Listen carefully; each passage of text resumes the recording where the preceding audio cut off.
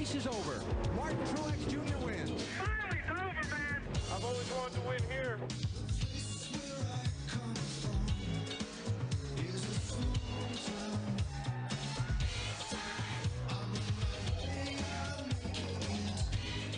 And Martin Truex Jr. will take the checkered flag.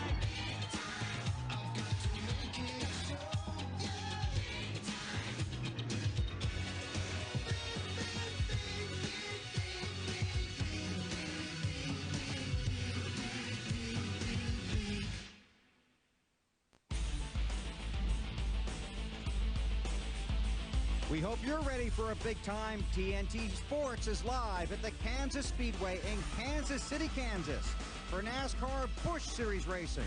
The mile-and-a-half Kansas Speedway hosting a 300-mile event today, the 28th race of the season.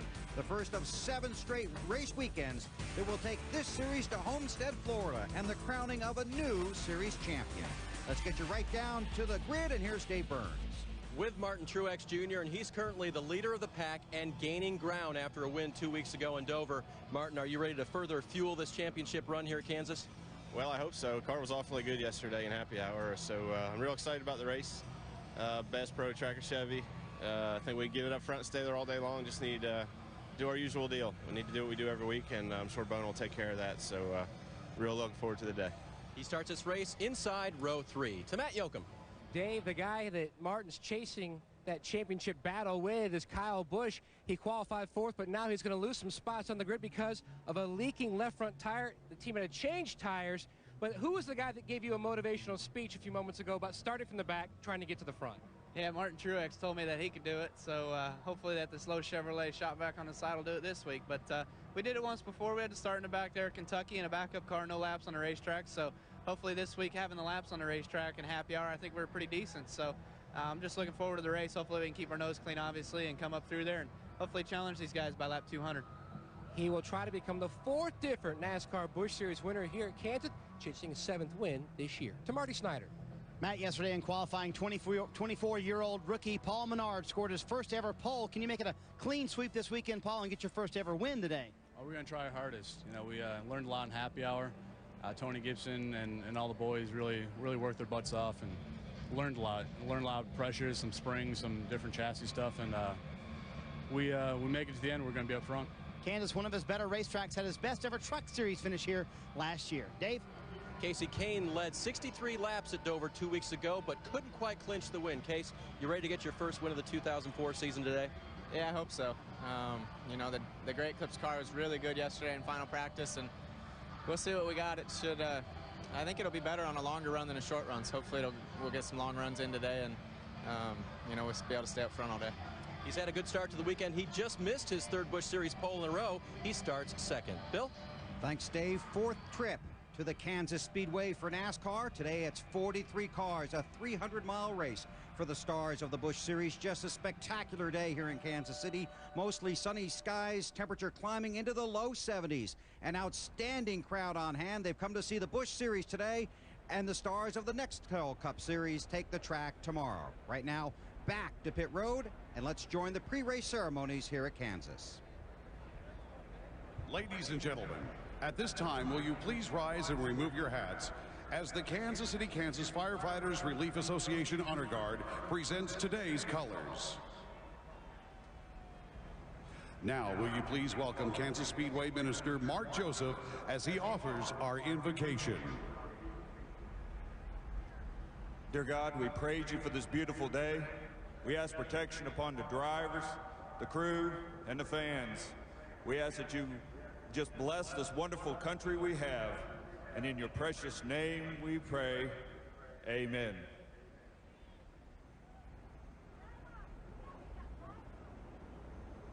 Ladies and gentlemen, please remain standing and welcome Kansas City's own international opera star, Joyce DiDonato, as we honor America with the singing of our national anthem.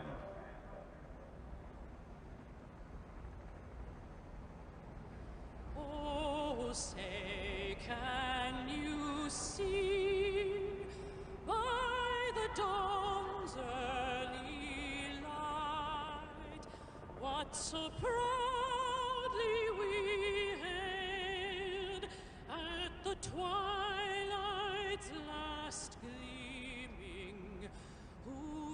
broad stripes and bright stars through the perilous flight. O'er the ramparts we watched were so gallantly streaming, and the rockets' red glare, the bombs bursting in air, gave proof through the night that our flag was still there. Oh, say does that star-spangled banner yet wave o'er the land of the free and the home of the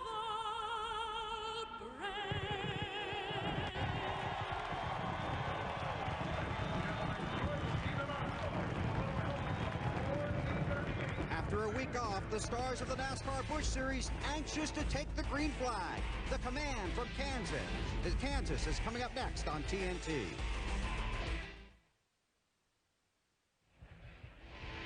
NASCAR Busch Series racing from Kansas Speedway on TNT is brought to you by Smooth Busch Beer and easy drinking Busch Light. Busch, the proud sponsor of the NASCAR Busch Series. By Bombardier ATV. See the Outlander Max, made for 1 or 2 riders. Bombardier ATV. Follow no one.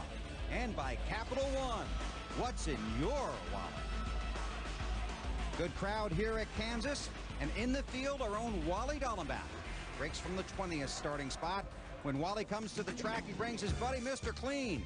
And that means it's time for the Mr. Clean look-alike contest. Although I'm not exactly sure why. I think this was an attempt to get Wally's car clean. This was in Fontana, California, where Wally raced earlier this year. And there's the winner. Looking just like the big guy. The guy on the left, that's Wally. And there is Mr. Clean. He's already given his final instructions to Wally, who's got in his car and getting ready to go. Right there with him is Matt. Wally will start 20th, right where he finished at Fontana. Now, you're starting in the back, Wally, with a lot of good race cars. Are we going to see 2 grooves today? Well, right now there's about a groove and 3/4. So it depends on how everybody runs down at the bottom. If they run right on the white line, there'll be 2 grooves. But if not, when you get the right side up on that high groove, it's going to be real slippery. So I think there'll be 2 grooves after the race, but it's going to take some time to get it in. Temperature's about 25 degrees less now. Mr. Clean, it was sunblock at Fontana. What is it today? Sunscreen. And it's 1 bag of ice already for Wally Dallenbach. Bill? Thanks, Matt. Hi, everybody. Welcome to Kansas. Bill Weber along with Betty Parsons. Wally's in the race, so we have Jimmy Johnson, driver of the Lowe's Chevy, with us for this afternoon's Busch Series race. Our buddy Alan Bestwick was supposed to be back with us this week, still on the bench, but we promise he will be with us at Charlotte next week if for no other reasons. I only have 1 more tie, and I'm wearing it tomorrow. You just finished happy hour about an hour ago. What are we going to see out there today? The track right now is pretty fast. It has a lot of grip in it. The groove is a little narrow, like Wally was talking about. And us Cup drivers open, the Busch guys can widen it out and really get a good 2 lanes of racing in. I think the track is close for it and ready for it, but the track had a lot of grip this morning, and I think you'll see a fast race today. In the NASCAR Busch Series race today, we have Casey Kane, the 38 car, and Michael Waltrip, 99. They both love the high side, so if we're going to see a high groove, it'll come from those 2 guys today. Yeah, we always look forward to Michael cleaning off the top, and then once we know he has 5 or 6 laps up there, we'll move up top and then know it's clean and safe up there for us. So we'll look forward to seeing Michael up there. So you'll be watching this race today for fun, but you'll also be working a little bit as well, right? Yeah, I always watch the Busch race or a truck race, depending on what's in front of us, to see what the track is doing, what tire wear may be doing, pit stop strategy and stuff like that. So today will be a good day for me. On top of being here working with you, I'll be watching and learning. All right, well, thanks for coming up. We'll enjoy it. All right now let's take you down trackside and get ready for the most famous words in racing. Let's get the command. And now, race fans, for the most famous words in motorsports, our Grand Marshal, Mr. Bill Zollers. Drivers, start your engines.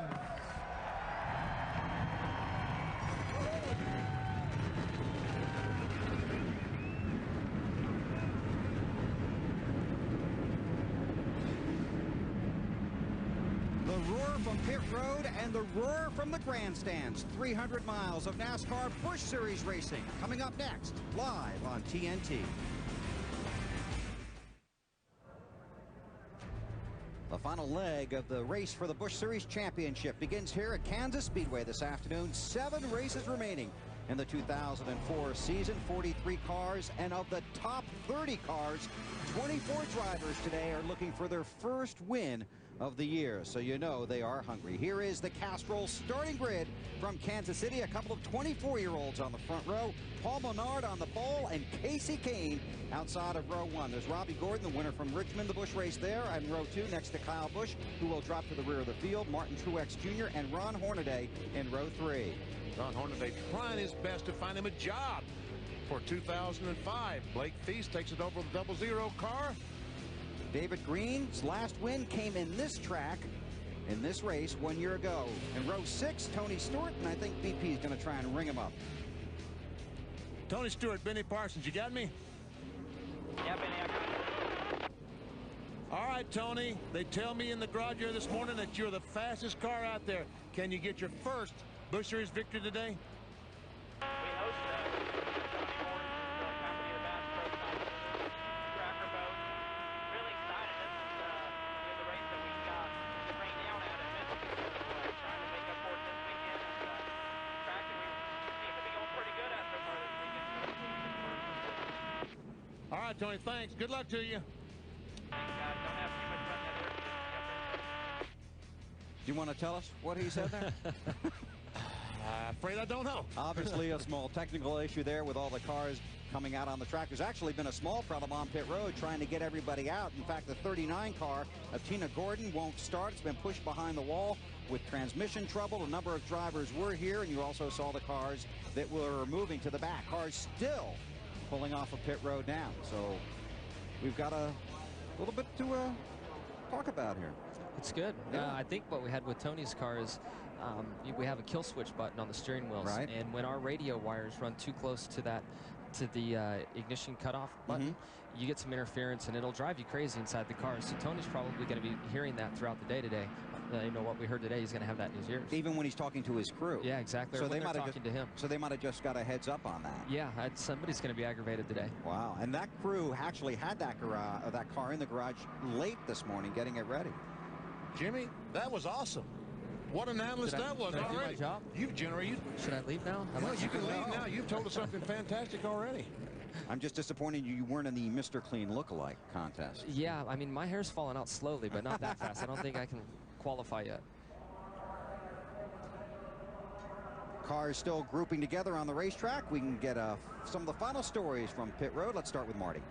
Bill, I can't tell you what Robbie Gordon told me before he got into the car and this race started. Last time we saw the 55 car at a Busch Series race, it was Richmond just a few weeks ago, and this same car Robbie took to Victory Lane. I asked him how good the car is today. He looked behind me and said, "Where's Victory Lane?" "Over there." That's where we're going today. We're going to win this thing. The car is that good. The one guy I have to beat, Tony Stewart. Matt? Marty, on Tuesday night, third in points, Jason Leffler received a phone call from a crew member in the 00 team telling Jason they were told to take his seat out of the car in exchange for Blake Feast's seat. Then Jason read online that he was being replaced in the 00. His legal team went to work, and Thursday night he won a temporary restraining order and injunction that said Jason had to practice, qualify, and race the car. The team appealed and prevailed. Now Blake Feast will get a good opportunity to gain a lot of seat time as he prepares to go Busch Series racing full-time in 2005. Dave? Matt, just wanted to make sure everyone knew who was in the 9 car today. It's not Mark Martin, it's Matt Kenseth in the second of 3 races he'll do in the Pennzoil number 9. Now, he qualified 33rd, so I checked in with the crew. Unfortunately, last night in the final practice, they were unable to find any more speed in the car. Great concern as to how far forward Matt can move today. Bill? So he's already got his work cut out for him. And early on, as we talked about that second groove, it's not going to be there the first few laps, so he's going to struggle to pass cars. Talking about the 9 of Matt Kenseth. Clint Boyer in the 21 car announced yesterday at the racetrack that he will drive the number 2 AC Delco car for Richard Childress next year. And this kid was so happy. In the press conference, he had his grandfather, his grandmother, his dad, his mom, uncles and aunts, 3 brothers. That's excitement. Yes. And, you know, I know that, you know, we we all know now that Ron Hornaday is looking for a ride, and I hope that Ron finds a great ride somewhere. And I know that Clint wasn't really excited to kind of take Ron's spot. I know he and Ron are close friends, and Ron's helped him out a lot. So we can all wish Ron some good luck, and hopefully we'll have a good ride here before long. The 39 car of Tina Gordon has been repaired and is on the track, so we will have 43 starters when we take the green. There's the 39 of Tina. Marty, can you help us out with Tony's radio? I can help you guys, but I can't help Tony. They moved the wire a little bit further away from the kill switch. It has made it a little bit better, but still he has the static in there. The crew can hear him fine, though. It should be just annoying for the rest of the day. I wonder if his spotter will sound like that as well. Any communication Really? to and from, yeah, it interferes with it as it's traveling through that wire. That's going to be unpleasant. I'm just happy I was right. I'm shocked. Well, I'm not. I'm good with that. $1.3 million on the line for the Busch Series today. 200 laps, 300 miles. And the pit window, 65 to 70 laps. Probably a little shorter if we stay green through the first 60 laps or so. We'll see what happens. And you can see the 4th race on this facility. And it's a great place to come watch a race. Is it ever? A couple of 24-year-olds bringing them down. Paul Menard and Casey Kane, 28th race of the NASCAR Busch Series season, about to take the green flag at Kansas City. See Hornaday with one of his typically awesome starts, just couldn't do anything with it yet. Here comes Robbie Gordon for the lead, and they're on the outside, the 38 car. Who's going to come out of turn 2? Man, and Casey Kane loves the outside in that 38. Paul Menard really wanted to lead the first lap here, but doesn't look like it's going to happen.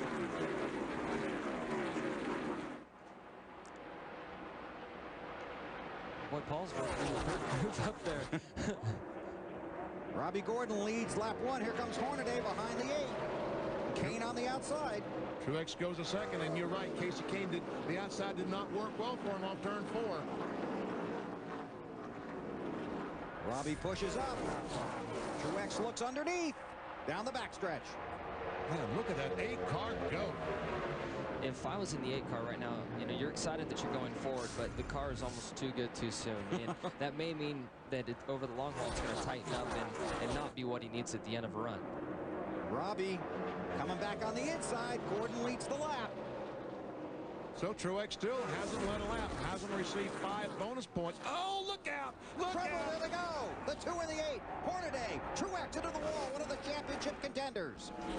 And a crowd behind them. There's Blake Feast, 0-0.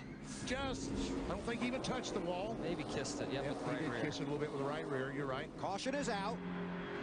Man, the 8 car just tried to drop down in behind the 55, and the 2 unfortunately was there. He was hunting for the bottom of the racetrack, and unfortunately the nose of the 2, as you said, Jimmy, was already there. And they're having some discussion about that.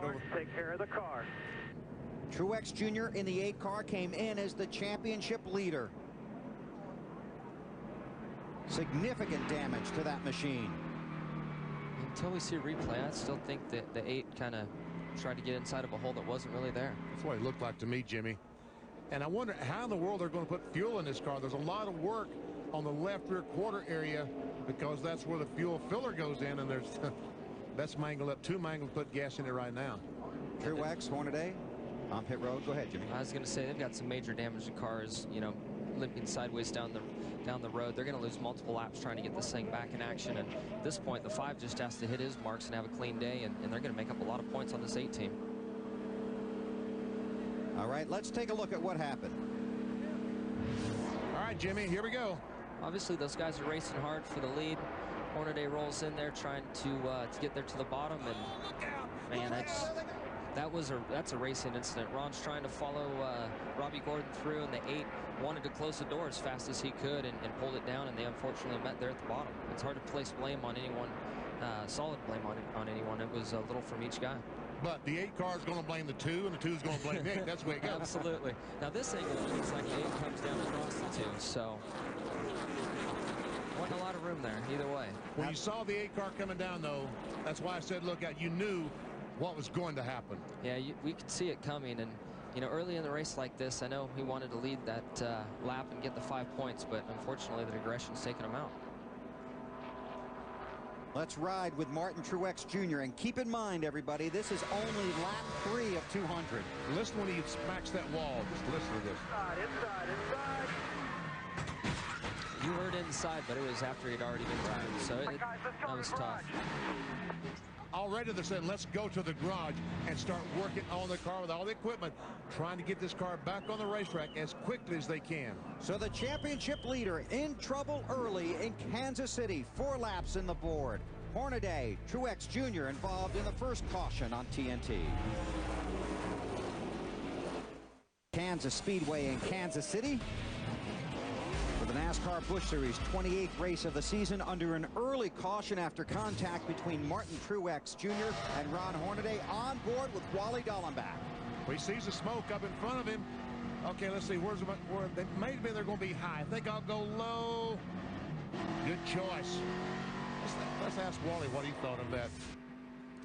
Hey, Wally, Benny Parsons, you got me? I do, VP. Close call there. How'd you get through that wreck? It was just darn good driving, VP, and I used the word darn. Okay, you saw the smoke and said maybe they're going to stay high, huh? I saw those guys getting sideways up at 2, and they were sliding up the racetrack, so just went to the apron. That's what looked like everybody else was doing, and they could see a little bit better than I could, so I decided I'd trust them and go with them. All right, Wally, we'll be checking in with you later in the day. Okay, you see.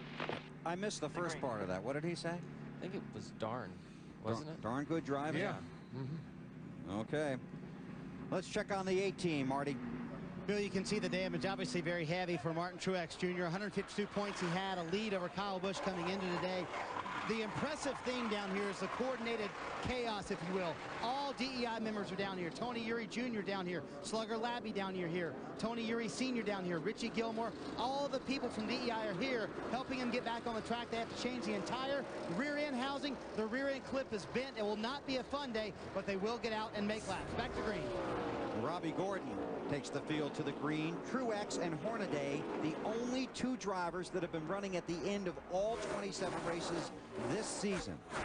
And Truex came in with that 152-point lead over Kyle Busch. Casey Kane could not keep his car on the bottom of the racetrack down in 1 and 2, allowed David Green, the 37, to get position, and Casey's on the high side. That's his favorite place to be. I don't know how he can make it work. Even in the Cup race, he's always a lane or so higher than everyone, and somehow makes it work. In happy hour today for the NASCAR Nextel Cup Series, Casey Kane practiced the high line. Benny almost left the booth when he saw that. I need a white line to follow, I guess. If they would paint one around the second groove up there, I'd be in great shape. Tony Stewart. The 81 car going by the 11, the pole sitter, Paul Menard. And I tell you, the folks in the garage area said that 81 is going to be difficult to beat today. The thing that's tough in the Busch Series is how you only get 2 or 3 sets of tires. I think it's probably 2 here. So, you don't have a lot of chances to work on your race cars, and I think that's why you see the Busch Series teams in qualifying, they focus more on the race runs. Then it's more important for them to get the balance of the car and not even really pay attention to qualifying.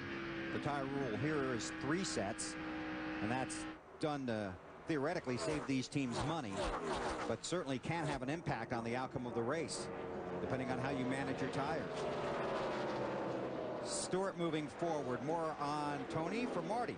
Yeah, started 5th, our 11th, Bill, now in the 5th position for Tony Stewart. And believe it or not, this is the car that Dale Earnhardt Jr. won the Bristol race with. Kevin Mannion, the crew chief for Martin Truex, kind of runs the 81 team as well. Brought the car back, cut the body off, put a new body on it for a speedway. Martin Truex tested this car Tony Stewart's driving last week at Charlotte. Very happy with it. They did all race practice yesterday in the morning and in the evening. Tony said the car is excellent. Kenny Wallace. That's the higher than high groove. Jimmy, that's what happened when you get outside that dark area, the groove. Definitely. I watched those guys. They were in a pretty tight pack coming off of turn 2, and Kenny was at the front of it, and unfortunately got turned sideways. Matt? Well, Bill, he just came on the radio and said, I am sliding all over this racetrack. I am sliding in those really bad boys. I am in big trouble. At least he didn't hit the wall. He's not in that big of trouble. When we talk about grooves, we're basically talking about 2 lanes. It'd be like driving down a 2-lane road that doesn't quite have a full second lane, right? Yeah, it's really weird. I mean, where the gray, the darkest part of the track is usually slick. That's where the right side rubber is going down, and just above it or below it, it's not as dark and it's a little cleaner and you can get grip on it. So, you know, as you're playing with that and working up, trying to find the cleanest track to get a hold of, you know, if you jump that cushion, you're now in the marbles and moving up fast and in trouble. Oh, I see. He might have gotten a little help in that 29 car, yes. Brandon Miller. You see the dirt flying up. He's up in the marbles, and Kenny must have raced on a dirt track before. That was a good save. I guarantee that. On board with Kenny Wallace in the Stacker 2 machine. Need to get the left side of the car heavy. Eat some, gain some weight. Get that left side heavy. Oh, we see Nemechek getting very loose on the bottom of the racetrack as he tries to get by the pole sitter Paul Menard. They battle for 11th and 12th. And Joe's car's wobbling around pretty good. Kyle Busch had a good qualifying run. Qualified in the 4th spot, but had to drop to the rear of the field because of a tire change. And he's up to 18th already in this 5 car. So, yes, I think maybe the gamble worked out. Going to the back of the field. Talking to Lance McGrew, they didn't know exactly what to do. They could have put on the left front tire was cut. They could have put on a new tire, kept their position, but they wanted a scuff tire. They decided they want 4 tires that matched, so they chose to go to the rear. And they have been marching their way forward. This is the race for second. David Stremme looking out forward at Casey Kane. And David Stremme, the 32 car, first time to the Kansas Speedway. Friday morning, his first lap around this racetrack. So hats off to Stremme.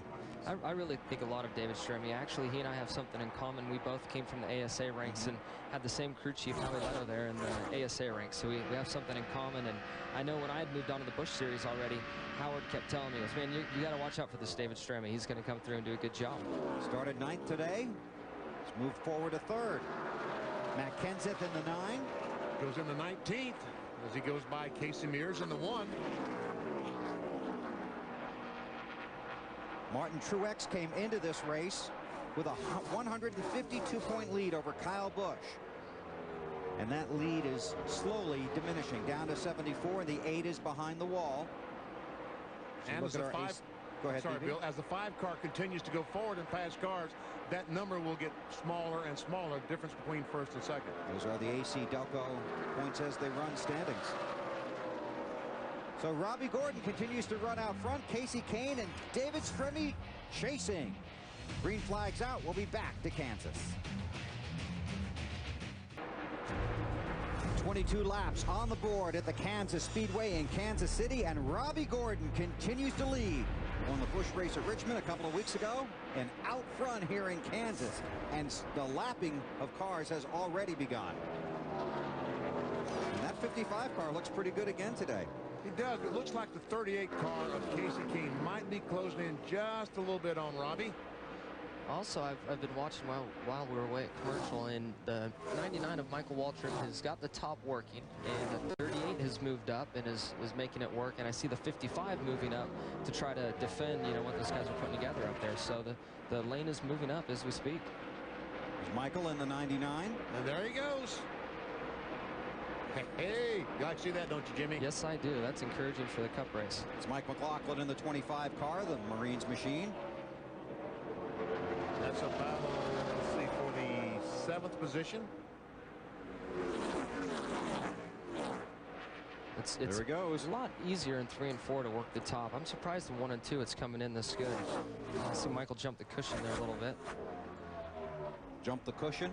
Yeah, there's a marble cushion up there, we call it, and kind of referencing back to the dirt days. But you jump the cushion here, and it's a lot. It's not very fun. Usually you go into the fence. Kind of like the 23 car we saw him when you jump the cushion. It's something like the 23 car Kenny Wallace said a moment ago.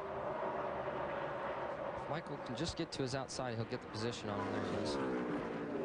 Now the car on the inside is it's trying to pull the back of his car around as the 99 was rolling around the top of him. And as he gets on the straightaway, he'll clear him and run away from him. But if you can just get to the outside quarter, you've got the position. So Waltrip takes the 5th position. Check on the 5, Kyle Busch. Still moving forward. Dave, how's he doing? Well, Jimmy, as you know up there, Kyle doesn't have a whole lot of laps on this track, but when they decided to come out here and test, they learned some things, but he also talked to your teammate, Jeff Gordon, about how he ran the track. It wasn't exactly the same way that Kyle likes to run the track, so we incorporated both together, and sometimes when you get information, even from somebody as talented as Jeff, you can only use part of it. Yeah, I think, that's something that's been awesome at Hendrick Motorsports, is to be able to work with all of the drivers. I was at a test for our Busch car that we'll be running in the SpongeBob race next weekend at Lowe's Motor Speedway, and Kyle was there with his Busch car, I was there with my Busch car, and we were overlaying our throttle traces and everything. They were completely different, but there were things that I could look at that he was doing and try to apply it to my driving style, and he was doing the same as well. And we've got some of the best IT guys and engineers to help us be able to relate and look at each other's lines and setups to try to utilize all that. You're talking about the telemetry you're allowed to use during a practice session. Correct. At the test session, we're allowed to have all of that. And that's what Dave was referencing, where Jeff has been able to pass over some information to Kyle. And when you're out there and you don't have a lot of tires that you can put on in the Busch Series with your pit stops, the only thing you can do is change your driving style. So if you have some ideas to pull from, like speaking to Jeff and myself, he's pulling out every idea he can right now to try to find some speed.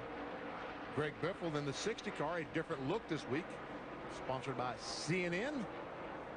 Martin Truex Jr. now 24 laps down behind the wall.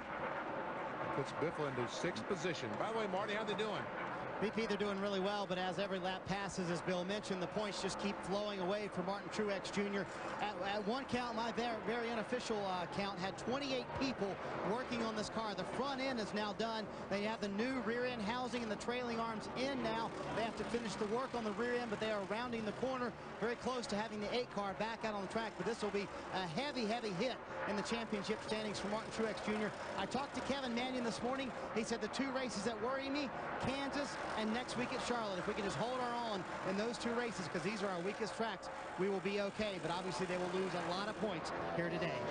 Long way to go, though. Just 31 laps of 200 on the board. And the 38 of Kane is closing in on that 55 car of Robbie Gordon, BP. Closing in as we see the points, NASCAR Busch Series points as they run. It was 74 points difference between first and second. It's now down to 62. And as Kyle Busch goes forward, once again, number will reduce. See Casey closing in on Robbie, and Robbie's searching around trying to find his line, trying to find the line that Casey's making work so well. It's not really panning out for him, but what he is doing is he's blocking the 38. You can see him roll in and catch up to the 55, and then as soon as he gets close enough to where the air is taken away from his car, he drops back. Marty, got more on that? Yeah, Bill, Jimmy's right on. Robbie Gordon radioed to his crew and said, what line is he running? I can see he's running just a little bit higher. They told him to try about half a groove higher, but Robbie just doesn't seem to like it up there, so he's going to try and stick to the bottom. But obviously Casey making that high groove work, and he told me before he got in the car, Casey Kane did, I don't think the high groove is going to work until about 40 laps into the race, so working a little bit earlier in the high groove than Casey thought he would. As a matter of fact, I've been watching the scoring monitor, Marty, and Michael Waltrip in that high lane has been the fastest car the last couple of laps. And see slower traffic like the 73 car of Eric Jones doesn't bother Michael Waltrip. He just goes by him in his normal groove. When you run in that bottom groove, when you're committed to that bottom groove, those slow cars really slow you down. Yeah, when you do go to the high side to go around them, you're now in some unfamiliar territory, and you're not sure if it's going to stick. You're not sure how far you can drive in and what's all going to go on. And for Michael, it's not breaking his rhythm at all. From 14th to 4th, the 99 car of Michael Waltrip. And you're racing with these guys next week, right? Yes, absolutely. I get to come back and run the SpongeBob 300. Looking forward to it. It's my first time back in a Busch car since I drove the 92 Herzog car, and I'm really looking forward to it. Went and tested the car at Charlotte last weekend, and I couldn't believe how much downforce these cars have in them. Really? They have the taller rear spoiler like what the Cup cars had last year, and the template rules aren't as strict on them. But these cars are a lot of fun. I forgot how much fun a Busch car really is. Biffle around Stremme, and for the lead. The lead, the 38 car, Casey Kane goes in front. So now let's see who runs where. They run across that lap car of Johnny Sauter, and Casey Kane used that to advantage. To the front he goes. So Casey Kane, the new leader, and trying to pull away from Robbie Gordon. The NASCAR Busch Series live at Kansas on TNT. NASCAR stops at the Kansas Speedway in Kansas City. And they brought us some beautiful weather today, and we expect more tomorrow for the Nextel Cup Series. There's Casey Kane, started outside the front row today, starts outside the front row tomorrow, currently the race leader. Here's our Stacker 2 track fact. Kansas Speedway's safer barrier consists of over 1,200 foam blocks, 22,300 pieces of hardware, and more than 35,000 feet of tube steel. The total weight of the steel used is 442 tons. And that's all nice stuff to know, but Jimmy, all you guys want to know is the safer barrier is now at Kansas. Yeah, those are great numbers, and it's very nice and comforting to know that that they're installed. And I was in Martinsville last week, and they've got them in there too. So it's nice to see them everywhere. Michael Waltrip, Greg Biffle, the fight for fourth. Waltrip has it, Biffle wants it. Michael's not going to give it up. So that battle raging on for fourth. Let's take you to the front of the field. Biffle's running that classic low line that you would expect at this racetrack. Michael on the outside. So it's tough to run the top, in my opinion. I always have trouble up there. It's like the car isn't forced into the track as much as it would be on the bottom, so I end up a little tighter on the top, and it looks like Michael's starting to get tight up there. I'm not sure if that's the reason why, but the 60's turning well. He's on the bottom and digging. I know a way we can find out. How's that? What's happening to Michael as Biffle looks inside. I think he's got him. He's got him there. Clear.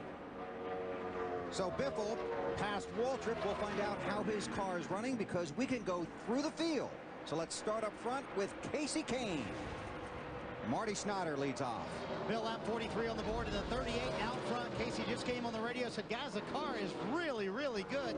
It took a little while to come in, but they tested here, and they're showing why the knowledge they learned here has helped them out. Behind them, Tony Stewart in that 81 car running the low line. You see the contrast in what they're doing. A little loose on the exit for Tony Stewart, seeking his first ever Busch Series win. Robbie Gordon started third. He's in the third position right now. The car started loose, then it came into him. Now it's too tight off. He finished 11th in his first Busch race here. Another guy who's come up to the field, Greg Biffle. They made 16 separate changes to this car this morning. Greg came on the radio about 5 laps ago, said, guys, this car is a lot better. Dave? Michael Waltrip started 14th. He restarted 9th after the first caution. On lap 43, just a lap ago, he radioed, I hit the wall. He may have been trying very, very hard, guys. Uh-oh, we got a battle for the lead. It's Tony Stewart. Oh, that's not Tony Stewart. That's a slower car. That's right. That's Tony Stewart, the other black car back there in 81. I looked up and saw the black car and I thought Tony Stewart is going for the lead. Oh, that's deceiving. It is. Too many black cars. He's going for it, but he's not there yet. Trying to chase down Casey Kane. We'll keep an eye on that. Let's get an update on the 32 of Stremme from Matt Yoakum. Kansas, Bill marks the 11th new racetrack for David Stremme. They brought a brand new race car, and it is performing flawlessly here at Kansas. The car a little tight. He wants to free it up even more on the next stop, Dave. Mike McLaughlin restarted in 8th position. He just radioed his crew on lap 39. The car will turn down. I just have to wait a long time before I put the gas pedal down. The 46 of Ashton Lewis, he started 18th on the day, picked up 8 positions. Car's now tight. Now, we see the 8 car, Truex, is back on the racetrack. 47 laps in. That's good work to get that thing turned around. Now he's got to get out there and hope that he's able to meet the minimum speed requirements that NASCAR has in place. The team worked on that car and got it back out on the track in 28 minutes. And now he'll have to meet the minimum speed requirement. Yeah, he'll find out quick. Here we go. Here's our battle for the lead, and Tony's got the position on him. Hopefully lap traffic doesn't play into it, but oh yeah, it's going to. Here comes the pick. Oh yes. Casey Kane on the outside in the 38. Tony Stewart in the 81. They're going to split the difference coming off a 2. Whoever that was not expecting that. Kevin LePage in the 72 car said, wow, where'd all these cars come from? But Casey Kane's not laying over. He's racing hard, trying to maintain that lead. That's the difference of a Busch race. I mean, you don't have as many pit stops. The race isn't as long, so you have to race everyone as hard as you can all the way through. So Robert Presley, they're coming up on you. Yep. So where's Presley going, high or low? He's going to go right into Tony. Oh, Tony Stewart goes for the lead, takes it in 81. Scored as the leader on lap 48. And now Casey Kane has to work his way past the 47. Let's continue through the field, Dave. Mr. Clean always tells Wally, race clean when you're out there, and so far he's been able to do that. His problem right now is that when he wants to put the gas back down, the car is very tight. Will not operate when he wants to put the gas pedal down in the middle of the corner, Matt. Joe Nemechek rounds out the top 10. Hasn't gone to victory lane in the NASCAR Busch Series since June of 2003 at Dover. Says the car is antsy down in 1 and 2, tight in 3 and 4. And Dave, his spotter, told him 4 of the top 5 cars have moved up high. Maybe you should try it too. Progress on Kyle Busch, second in the championship, has slowed somewhat. On lap 30, he radioed his crew slightly tight from the middle of the corner off. He's been conserving the car since, hoping to pad him for pit about lap 65, Matt. Matt Kenseth makes his second start in this 9 car this year. Started 33rd on the grid. The car was tight. He doesn't want to hurt the front tires, so he is taking it easy, but he is moving up the charts, taking it easy. He is currently 12th, Dave. Aaron Fike started the race 22nd, moved his way up to 16th on that first restart. Right now, he radioed his crew a little aero tight, which means the car is pushing a little bit in the corners. 37 car of David Green, last year's winner here. At this point, little loose into the corner, okay through the middle, but then tied off. They've got some adjusting to do when he pits, Marty. Day before this weekend, J.J. Gailey had never seen this racetrack. Currently, he's in the 15th position. Problem is, his car started tight on this run, and as the fuel burns off, your car only gets tighter. J.J. having a tough time with it right now. Dave? Clint Boyer, driver of the 21 car, radioed that his car was a little bit tight, so the crew suggested arc it in a little bit more. Then they suggested on lap 30 to try the high side. He's been experimenting up there when he can, especially in turns 3 and 4. Matt? Mike Bliss is on the move. He's climbed to 17th. After qualifying, the car just didn't sound right, so they had to change engines. Something amiss in the valve train. He has been on the move ever since. The car was good in practice, and it's very strong now, Marty. Matt, our pole sitter Paul Menard has fallen back through the field. This was his concern when I talked to him before the race. Car just way too tight for Paul right now. He is in the 18th position, having a tough time hanging on to it. Dave? As we go through the field, Brandon Miller of the 29 car started the race 17th, has lost a couple of positions, has made some bonsai passes 3 wide in the tri-oval. So Brandon making an impressive run in the 29 car. Matt? The good news for Ron Hornaday just keeps right on coming. He restarted 42nd. He has been on the move. He's climbed into the top 20. The team had to repair a hole in the right front headlight. They fixed that with tape. They had some slight cosmetic damage to the right front and right rear. They fixed that. The car is very good, except the only issue he has right now, guys, aero tight. Thank you, gentlemen. The 1 car, Casey Mears, unscheduled pit stop for a flat tire, but regular pit stops are about 10 laps away. So we'll break away, come back, and cover pit stops at Kansas. Stewart leads at KC. 58 of 200 laps on the board at Kansas. Tony Stewart continues to lead in the NASCAR Busch Series. First pit stops are beginning. Let's go down to Dave Burns. And Mike McLaughlin in. Remember, he was saying that the car was pretty good getting in, but couldn't get on the throttle again. So they're going to make an air pressure adjustment to that car. Change 4 tires, fill it full of fuel. Mike heads back down pit road. Marty. Greg Biffle's made some progress through the field. He's had trouble with the mostly loose race car at the beginning. It did come to him, but late in the run we saw him make some progress. He stuck to the bottom line for most of the racetrack. They will make an air pressure adjustment on the 60 car. Dave? Here comes Wally in for his first pit stop of the day. The Renzi crew going to work on there. They will fill it full of fuel. Slight air pressure adjustment for Wally. No chassis adjustments. No wrenches going in the rear window. So 4 tires. Fresh rubber for Wally to get back on the track now. Mr. Clean had the signboard. He's pulled that away. A little bit of a long stop for Wall, and he gets it going. Had trouble in the right rear on that pit stop. Robbie Gordon making his move down pit road. Headed for his crew, and Marty's there. Yeah, Bill, Robbie Gordon said his car just got way too tight there at the end of that run. They're going to take a pound out of the right front tire. They're also going to go up on the track bar for Robbie Gordon. Actually down on the wedge bolt for Robbie Gordon. Trying to loosen that car up. Way too tight at the end of that run for the 55 bunch. Driving the car he won with at Richmond just a few weeks ago. Quick stop for those guys. Stewart still on the track. Still the race leader. There's the race off of pit road. Mark Green in the 26 car. Then Robbie Gordon goes past. Stewart, Kane, Waltrip have all stayed out. Something that's tough here, you know, we just saw saw Wally leaving pit road. The apron here on the track is pretty dirty, and you have to stay on the apron leaving pit road, and it's slick and off camera as well. The 29 car, down pit road. Dave.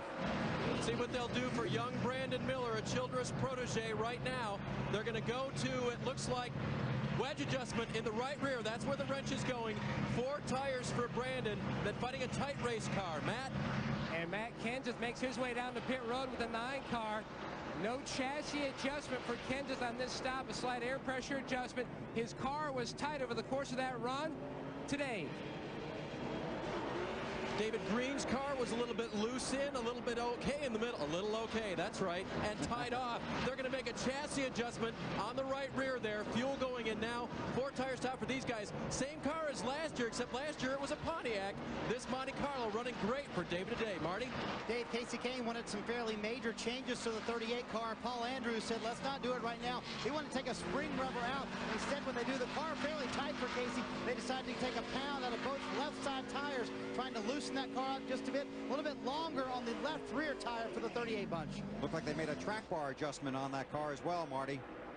Boy, Casey Mears is fighting for his life to stay on the lead lap. Did you see that? Oh, man. Tony Stewart, Jimmy and I were just watching Tony Stewart, the leader, trying to lap Casey Mears a little bit ago. And it was exciting down in turn 1, I'll tell you that. Here comes Tony Stewart to pit road. He slows that 81 car down. So he goes 65 laps. He will pit on lap 65 as the race leader. He has to come all the way down pit road. Still waiting for Michael Waltrip to make his pit stop. I don't think the people at home understand how tough it is to hit pit road and then get off of pit road under green conditions. And I would look to see the Nextel Cup drivers that are participating in this race kind of stretch their leads out a little bit further because it's tough. Matt. It's a long ride down pit road, Bill, for Tony Stewart, but he finally gets here. The car just terrific. It started out a little bit loose and then finally came to him. They're going to make no changes to the chassis. Obviously one of the fastest cars at the end of that run. Very happy with it, and a good stop for the 81 crew. Dave? 21 car of Clint Boyer pitting right now, skidding to a stop, out of control coming into his pits. He will be legally in his pit stall, though. Crew going to work with a chassis adjustment and a 4-tire change for Clint now, but that's going to cost him. If they can't get the jack under the left side, little trouble with that now. Long pit stop for Boyer. He's too close to the... Dave, I'm sorry, but he's too close to the wall. They didn't have enough room for the jack handle, Dave. Kyle Busch's crew was going to make just an air pressure adjustment. They decided to make a chassis adjustment as well. Second in the championship. Busch's car was getting tight. They changed 4 tires, sent him back on his way. Michael Waltrip down pit road to make his pit stop. Dave, coming to you. Michael Waltrip finally coming in now, staying out there for a good fuel run, coming in pretty quick. Crew is over the wall well. 4-tire change for Michael right now. They're going to go ahead and make that chassis adjustment through the rear window. And now change the left sides as well. Michael's car was pretty good. Just that one time he ticked the wall, he said it really didn't damage the car, and the crew couldn't see any smoke coming off of it. So Michael appears to be good to go. Looks like he had a little bit of damage on the right front fender they pulled out after they changed that front tire. So tough getting to pit road, and then on top of that, getting into your pit box. You've got the brakes good and hot. You're trying to get every bit that you can into the pit box, and I've made a lot of mistakes like Clint Boyer did. In fact, I lost a 600 there in Charlotte because if I slid through my pit and went too far. It's tough. But you learn that every stop, every race, every week. You do. You learn where to be aggressive and where you just need to, ease it in and make the stop and be done. And then there's that speeding thing. You don't want to bring that up. No, but I did anyway. Thank you for bringing it up. And you can be penalized for speeding on pit road. I've experienced that for the first time this year. Mike Bliss scored as the race leader. Now he heads to pit road. Gets down to the minimum speed. And he heads for Matt Yoakum. One of the best race cars in Chicago belonged to Mike Bliss in the 20 car. He just didn't have the engine that could go the distance. Led 32 laps. He says the car is really good down in turns 2, but down in turns 1 it's tight. They're going to make a chassis adjustment. Tire almost gets away. Tire's going on the left side, and he's down and away. And that will make Ron Hornaday the race leader until right about now as he hits pit road. That will cycle around to Tony Stewart. Matt, coming to you again. This team has a lot of motivation. They want to get Ron one more win at least before he leaves the Blue Deuce. He was complaining of aero-tight issues earlier on this run. Now, he did flat spot the tires during that crash with the 8. NASCAR deemed the tires were indeed damaged, flat spotted. He was given a fresh set of tires. A little bit extra time there on the left rear, and he's finally away. That did take a long time on that left rear. That's heartbreaking for a crew and for a driver. So the first round of pit stops comes under green. 70 laps on the board. It cycles back to Tony Stewart. He leads at Kansas, followed by Casey Kane, Greg Biffle, Robbie Gordon, and Michael Waltrip. You're watching NASCAR on TNT. Live at the Kansas Speedway, under caution in the Mr. Goodcents 300 for a single car incident involving the 21 of Clint Boyer. Kansas's own Clint Boyer. That's right. From about 100 miles down the road. Here we go. He goes in the corner, and all of a sudden the car just, wow, that was wicked looking. Casey Kane's lucky he wasn't caught up in that, but for some reason the 21 snapped loose underneath the 38, and he went up and tested the safer barrier. Looked like the 21 might have gotten loose getting into the corner, kind of like you're on dirt in the... Oh, definitely. Yeah, he lost it down there on the bottom trying to roll up inside the 38, and then he corrects it. He knew the 38 was out there, and it looked like he tried to miss him, but and luckily he did. Or unlucky, whichever. Yep, that baby's hurt. Meanwhile, the caution flag comes out. Tony Stewart decided to stay on the racetrack. A lot of other cars made a pit stop. 5 is in. Dave. Kyle Busch's crew reasoned that because the 4 tires taken on under green aren't charged against your sets during the day, they would take on 4 more. They can make it on 1 more stop after this. So 4 and no changes, Marty. A lot looser at the beginning of that run for Casey Kane's already finished with his pit stop, Dave. They put the pound back in the left side tires they had just taken out, trying to equalize that car a little bit. See, and what this does, the fact that they pitted now, they can make it now on 1 more stop. They had a problem before. They'd have to stop twice.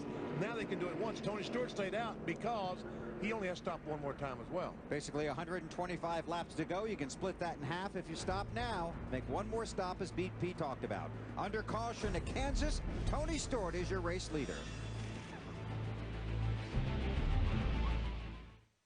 Single car incident. Get an update from Marty. Bill, as we close in on the race season, that means we're closer to racing at the Homestead Miami Speedway with the president of the Speedway, Curtis Gray. And you getting excited? Ford Championship weekend's really close, isn't it? Yeah, Marty, you can feel it. You walk around the garage, you talk to people, and you can feel the excitement building for Ford Championship weekend. And this chase for the Nextel Cup is everything NASCAR and Nextel hope it would be. All the excitement, you can feel it. The fans are talking about it, and it's all going to come down to Ford Championship weekend. All right, I talked to him about the Hurricanes earlier. He said they survived all of them 5. Ford Championship weekend starts November 19th and wraps up November 21st with a chase for the Nextel Cup. Thank you, Marty. That's basically we saw last year a new racing layout down there. It was a great race for a first race on a new surface. I don't think you could have expected anything better than that. I think it was more than what everybody expected. Great race, and I understand the track's changed a little bit since then, and we'll go down and test here soon and find out what we've got. Green flag out. The 81 of Tony Stewart and the 99 of Michael Waltrip did not pit. Everybody else pitted under the caution, lap 76. And Hornaday, that 2 car, trying to stay in front of the leader, Tony Stewart.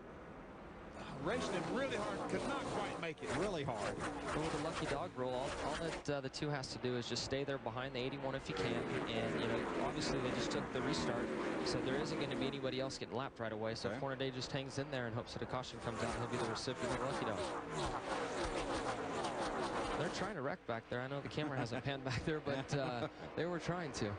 Right back in there? Yeah. Yes. That was a wreck looking for a place to happen, yeah. It's Robbie Gordon in the 55 there in the middle of that. Oh, there it is. There we go.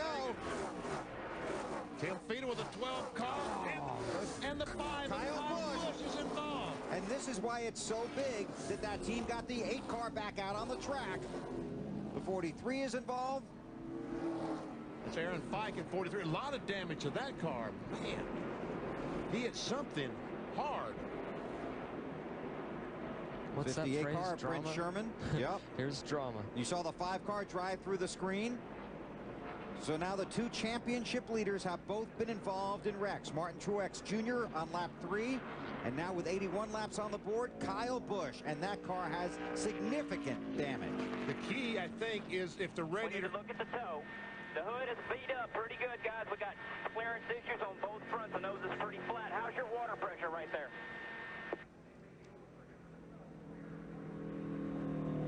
about 4.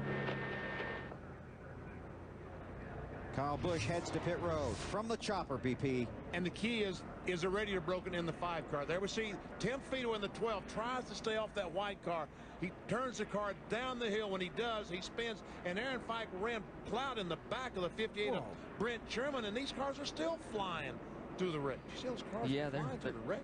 They're trying to get slowed down. It does look like the 5 may be dropping some fluid. That's gonna be bad for him. But you see Kyle's trying to get stopped. The problem is he's on low tire pressures, and the car snaps back to the right there. There wasn't any contact, just a low pressures, hard on the brakes, and it snapped back to the right. Oh, Blake Fees in that 00 just barely squeezes through. And you saw them rehearsing this, huh? Yeah, they were trying, and it was actually a little further back, but man, you just see the 12 clips the side of the white car, whichever that was, and comes around. That might have been Ashton Lewis Jr. in the 46. Busch had climbed within 62 points of Truex before that crash. Wally Dallenbach with an onboard camera. It's David Green on the inside. Oh, yeah. Get on the bottom if you can. Get on the bottom there. Good job. Come on. Clear. Good job. Let's look at the... Oh, there goes Aaron Fike. He's in a hurry to get to the wreck. Yes, he is.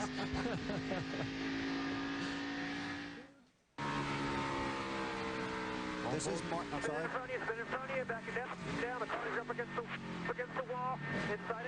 Watch out. God! What is he doing? Oh, my Lord. Good there, Marty.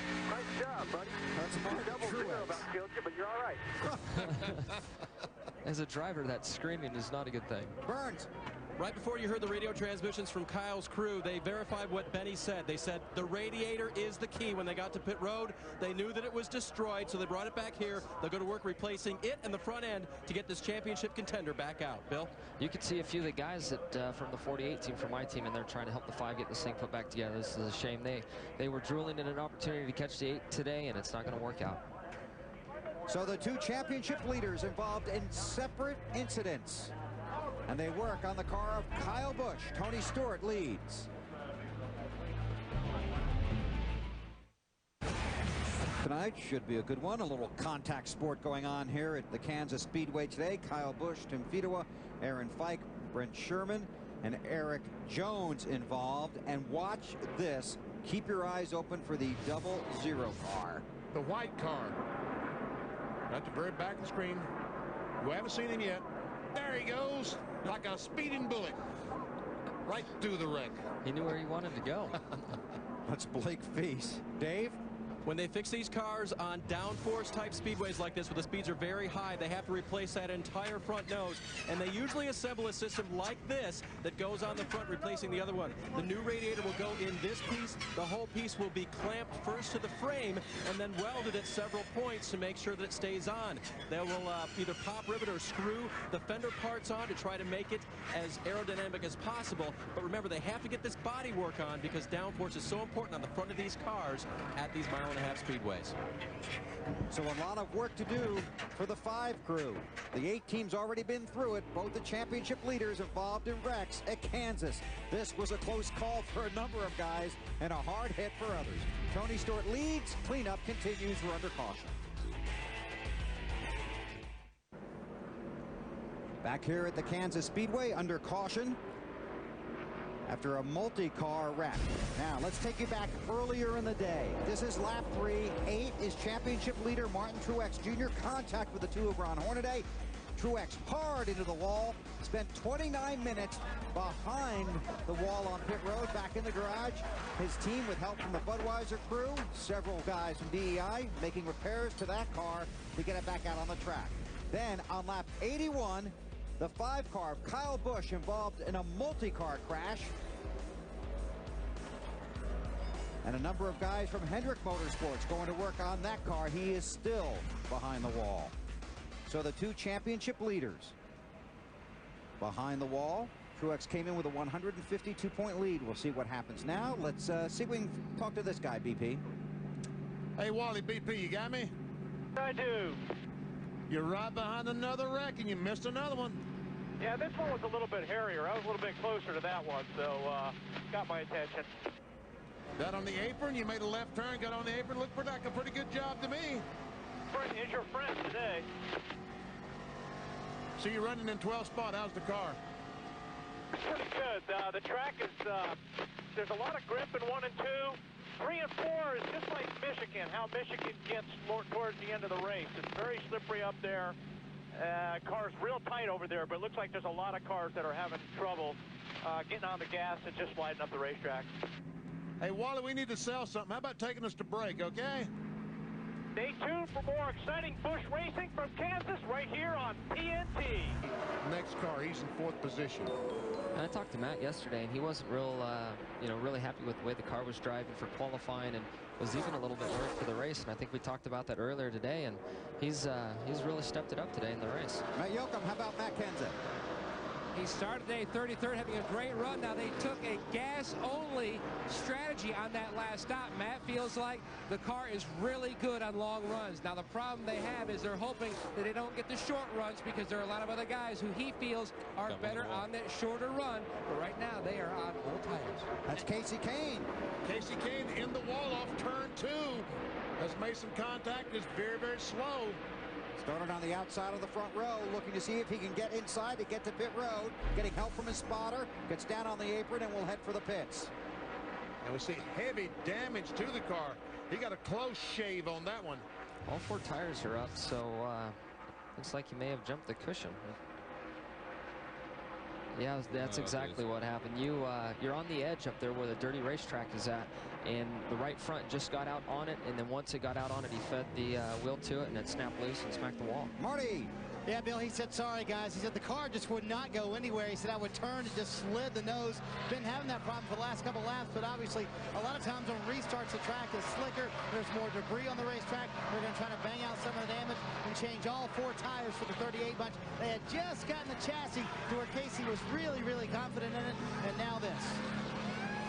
The 99 just hit the wall again going into turn 1. At least he's consistent. He's doing about every other lap. And going in the corner, on these racetracks where you really need to get out wide, I've seen that the last 2 or 3 years, drivers hitting the wall going in the corner. But how much of that is the safer barrier being here this year as opposed to last year?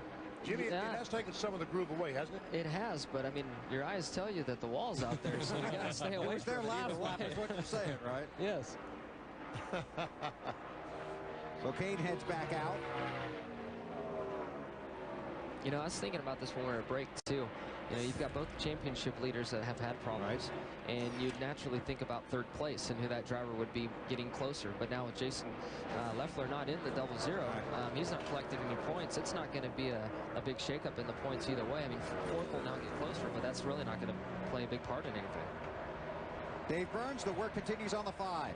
Almost 20 minutes into this fix now, and Chad, I had a question for you as I watch these guys work on this. They had a perfectly readied front end for this. It looks like the biggest problem in these situations is that the perfect attachment points, perfectly aligned, are not perfect on the other side where you took it off, and it's hard to work with, isn't it? Well, that's the problem. When you make things and prepare them to take to the racetrack to have for crash situations, you have no idea how you're going to crash. You know, it's kind of hard to put your finger on that, so they've got to definitely improvise. And you know, Lance McGrew and those guys, they're very, very smart, and they do a great job with that Busch team, and they'll get it figured out and get them back out there, that's for sure.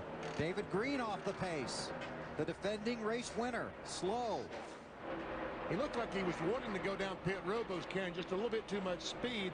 So he's reporting to his crew that he has no power. So and we see some smoke under the car. There it goes. So maybe a blown engine on the 37 car of David Green. Halfway. And Tony Stewart continues to lead. Greg Biffle, who took just 2 tires, running in 2nd, followed by Matt Kenseth, Joe Nemechek, and David Stremme. You're watching NASCAR on TNT. 102 laps on the board at the Kansas Speedway. We are under caution. David Green, whose engine apparently expired, was unable to coast back to the pits, so we had to get a push from a wrecker that required the caution flag coming out. And now the parade down pit road will begin. There's Green heading back to the garage. Got a nice little shove. Interesting to see how many cars will pit because they can't make it the rest. But you got to pit because otherwise, yeah, because that way your next stop might come under Green. But you're the crew chief. I'm sorry. I would definitely pit and take on some tires here. It'll set you up for a gas and go or maybe a 2-time stop there at the end on the green. They didn't pit, crew chief. Well, I make mistakes too. Well, that's not necessarily a mistake. That's just a choice. They might have made a mistake, Chad. They may have. There's some good cars, you know, out there that are just kind of hanging out, but we'll it'll be exciting to see. Matt, you got work going on in front of you. Well, a lot of debate with the 9. They decided to stay out with the leaders, but the 32 of David Stremme, they're pitting. He's been kind of back and forth, tight and loose, Dave. You would pit if your car isn't handling right. Michael Waltrip's car, very, very tight. Wedge adjustment, 4-tire change for Michael. Marty? Well, Dave, the Tony Stewart car, they were going to come down pit road. Then Tony said, you know, you guys really want to come down pit road? They decided not to come down pit road. A call made by Tony Stewart from the cockpit. He told the guys, I didn't want you to have to work too hard today. Let's take it easy.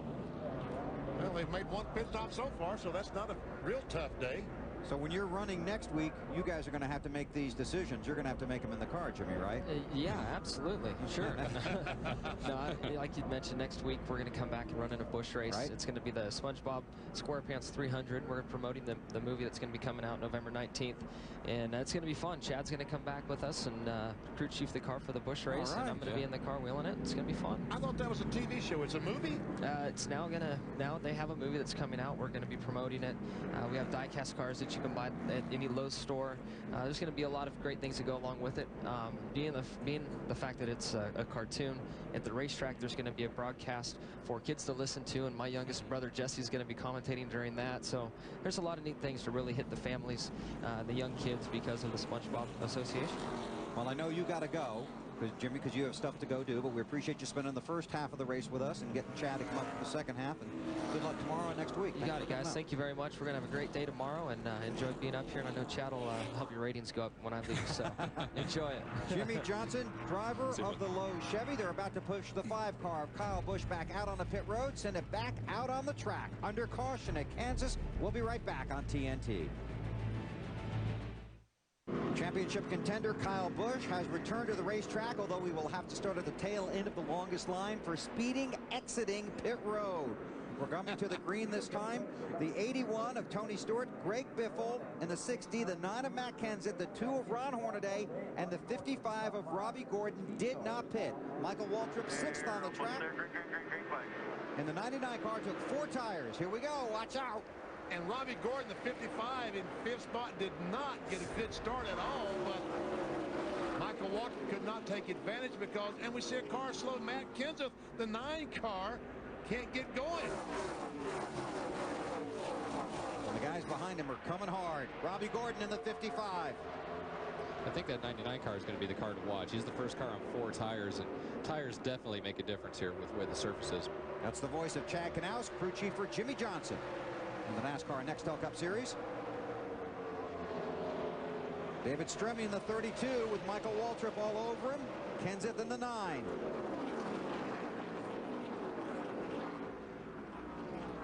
Michael looking on the inside, still chasing Stremme. We'll watch this and listen to Dave. Oh, trouble! The 9 of Kenseth is around! The 20 of Mike Bliss. This is almost identical to the same spot he wrecked in the NASCAR Nextel Cup race last fall. Matt Kenseth in the 17 DeWalt car. That's a tricky spot. You know, the racetrack gets real tight over there coming off of turn 2, and everybody's just so hard on throttle.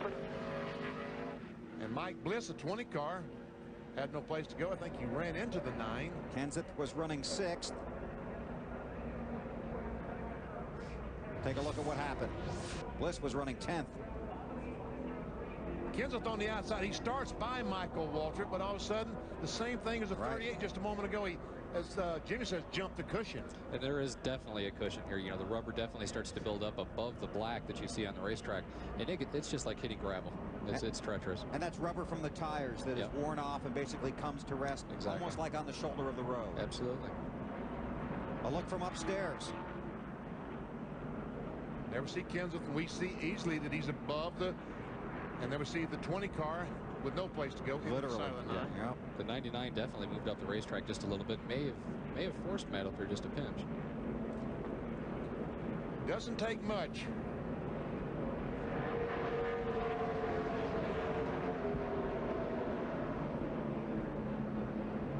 And everybody else gets by. And I walked across the infield this morning between pit road and the racetrack, and that grass is very, very damp because of the 1.5-inch rain that fell here Thursday. Now here's what Benny was talking about. Michael Waltrip spins, and Kenseth in the 17 car tries to avoid him, and ends up in almost identical the same spot, but more damage to the 17 car than I think was the 9. And that's when people began to wonder if Matt's grip on the championship was slipping away. We were tugging on that rope pretty hard. Yeah, you were. You were. Okay, the previous caution came out when David Green's car expired, and David's with Dave. He came into today 5th in the championship. David, there wasn't much discussion on the radio. A little bit of an attitude of disgust maybe over the power plant.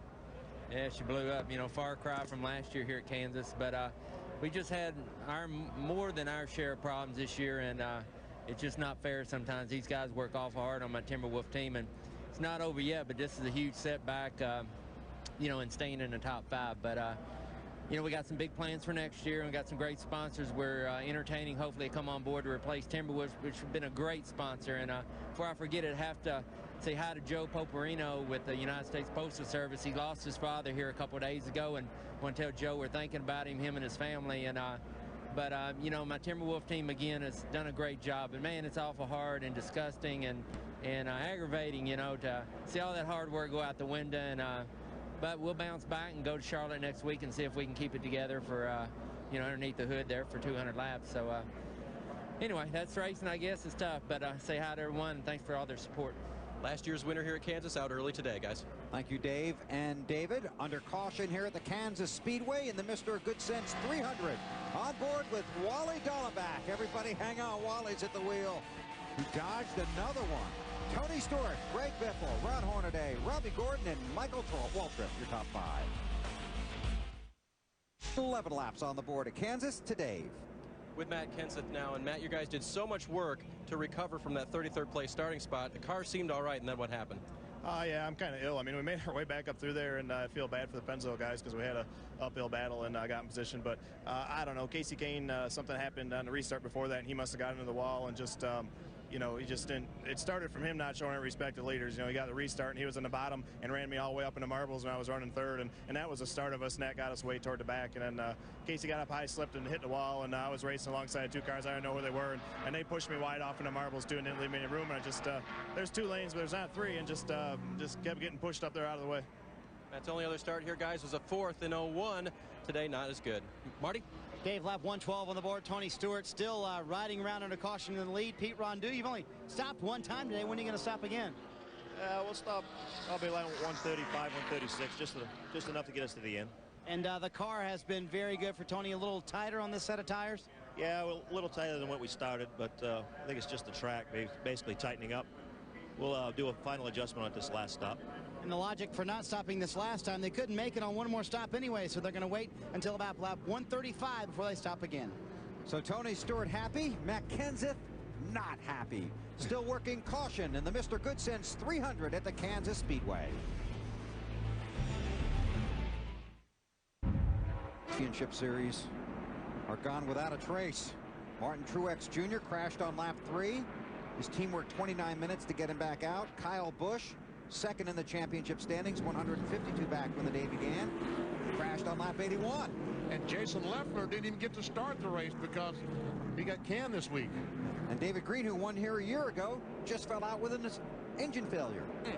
And Tony Stewart and Greg Biffle and Ron Hornaday and Robbie Gordon and Michael Waltrip didn't pit, so they're up front, but they're going to have to pit in about 20 laps. The guys behind them have tires, and could be very interesting here. Michael Waltrip did pit, by the way. Yes, he did pit. Yes, he got 4 tires. Yes, and he's in 5th. And the green's out. He is all over Robbie Gordon right there, Michael Waltrip is. Well, Marty told us during the break that Gordon might have a gear issue. Well, a 2nd gear in his transmission is a little bit too high, so that time he thought he would try 1st gear and see if it was a little bit better. Robbie in the 55 car. He's had a strong race today. Robbie on the outside. Paul Menard, the 11 car. The pole sitter for this race. Fastest qualifier, but he is now falling back a lap. Only running 18th.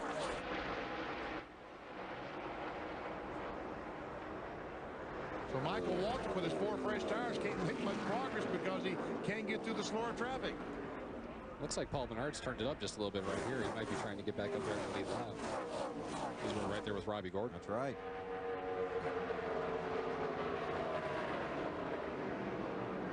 And he needs to get by Mike Wallace in the 4 car. If the caution flag should come out, then under NASCAR rules, he would be issued a free pass to go around all these cars. We call it the lucky dog. On board with Mike Wallace in the 4. That's Gordon in front of him, Robbie Gordon.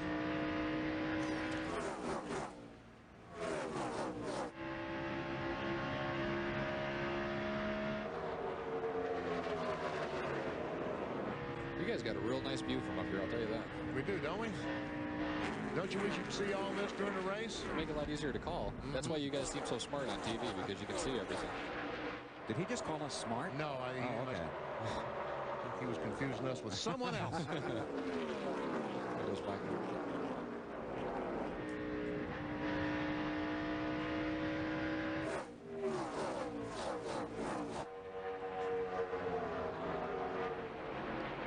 Michael Waltrip in the 99, the 87 of Joe Nemechek on the move. But Michael stopped and got 4 tires on the 99, and he's going backwards instead of forwards. Running through turns 1 and 2, Michael got up high and got into what we're calling the cushion up there above that black. And it'll take a lap or 2 for his tires to get cleaned off and come back to him. He said terrible. I heard that word. So the 99 car, Michael Waltrip, not a happy camper right now. I'm sorry, go ahead, BP. He's trying to get to the front. He's had his troubles in turns 1 and 2 today, hasn't he? Yes, he has.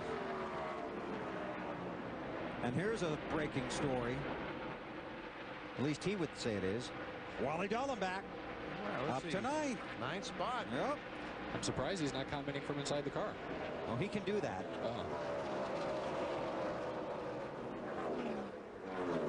He's picked up another spot. Wally to 8th spot. And the next victim for him would be Michael Waltrip, and that should not take very long. You know, I'm getting a little chilly right now because I have a bet with Wally. I can only imagine. If he finishes in the top 5, I got to wash his car. That's basically the bet. And I'm not looking forward to that. Would you do that? Oh, yeah, I would if I had to. You're going to follow through with it? Oh, yeah. Oh, we're going to make him follow through with it. Because he washed mine this year when he didn't finish in the top 5 last year. Yeah. Are we going to get this televised? Oh, yeah. It's a televised event. Good.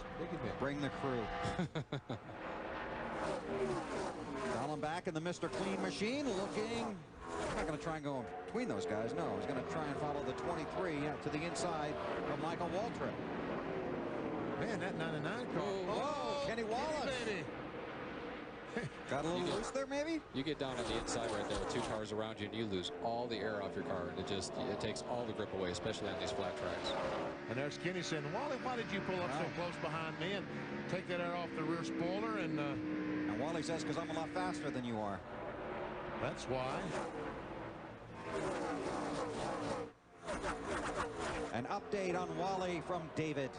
Actually, a discussion I had with him yesterday, guys. I asked him how his car was at the end of final practice yesterday, and he really felt pretty good about it. The main thing he needed today was brakes.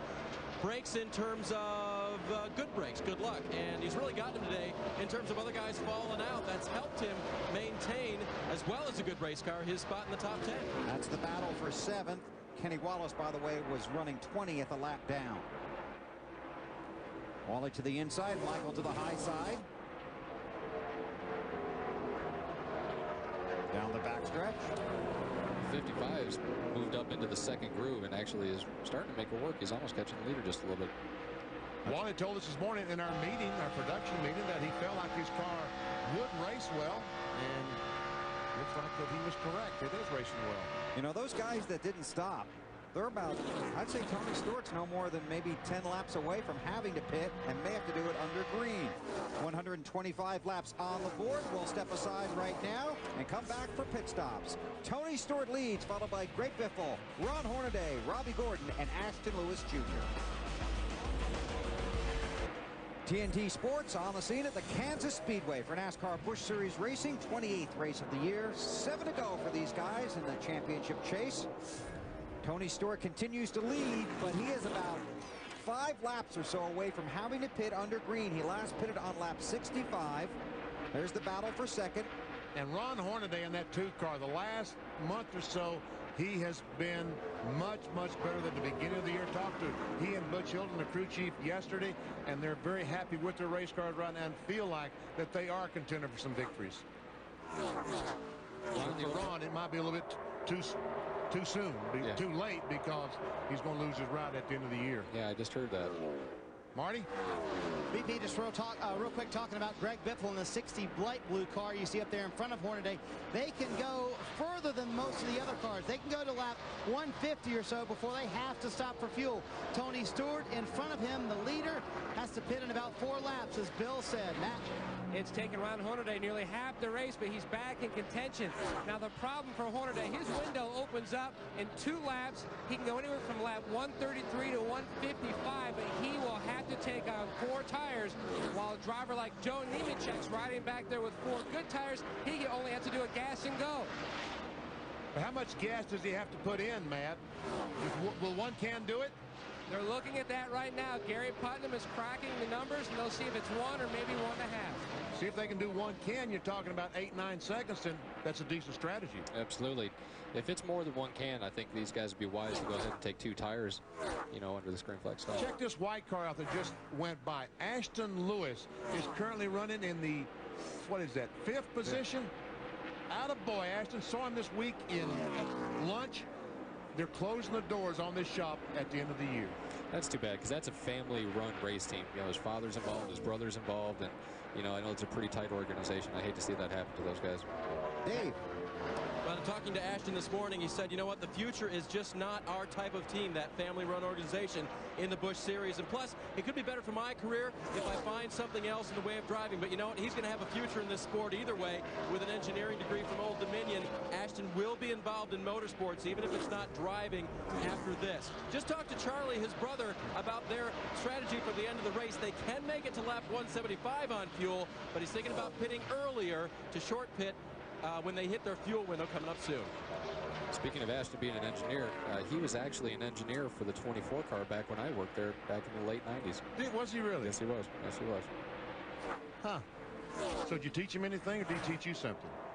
He actually showed up right before I left, and we didn't really interact a whole lot. I was pretty busy with the body development, the fabrication, and changing tires, and he was kind of working there, crunching numbers and going through the computers. So we didn't work together a whole lot. And he's actually, he's got a bit of a fender up there, it looks like, on his tire.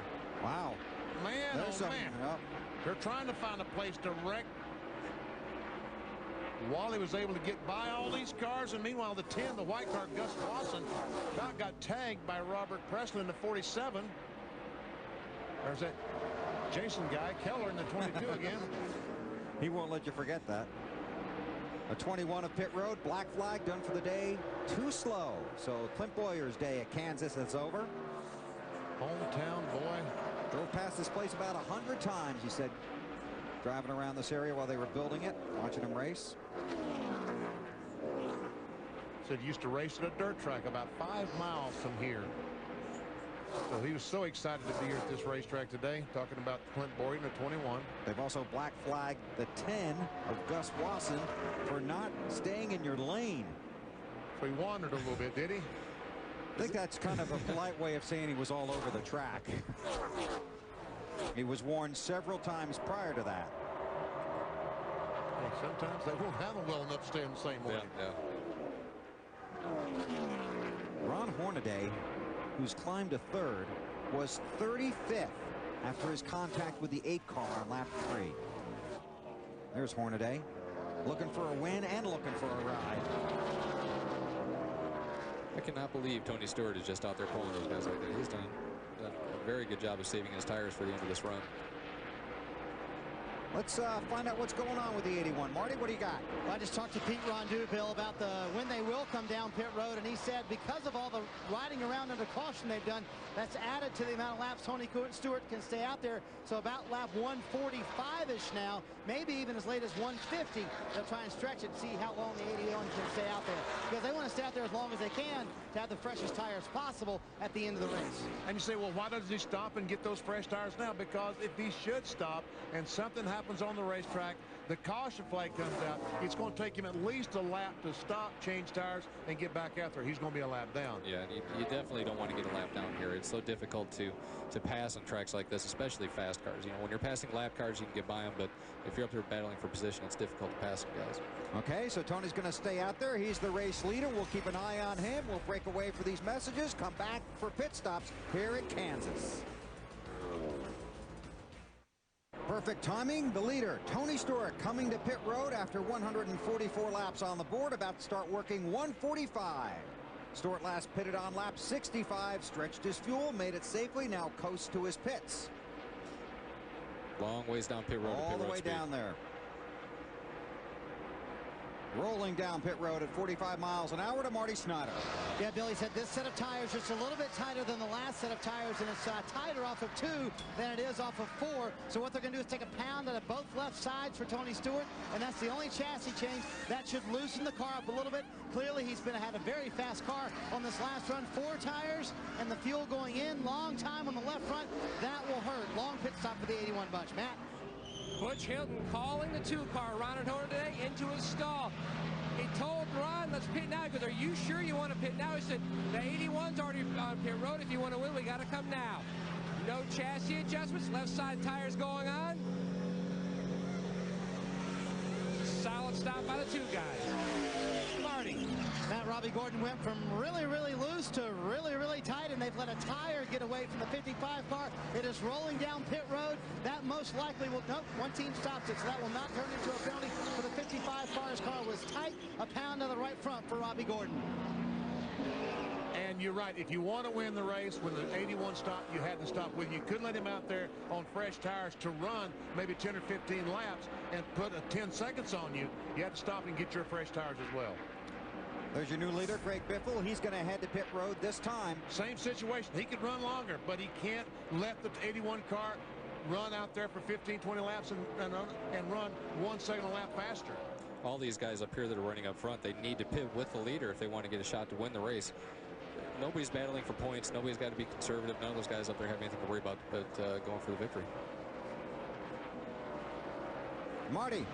That's exactly what Brad Parrott told me, the crew chief for Greg Biffle. He said the 81 is going to force our hand. They could have stayed out longer. Car tight for Biffle. Pound out of the right front tire. They also make a wedge adjustment, trying to loosen the car up. They, too, let a tire go. It is going down pit road. That most likely will be a penalty for the 60 car. Roll it over next to the wall. Now you can go.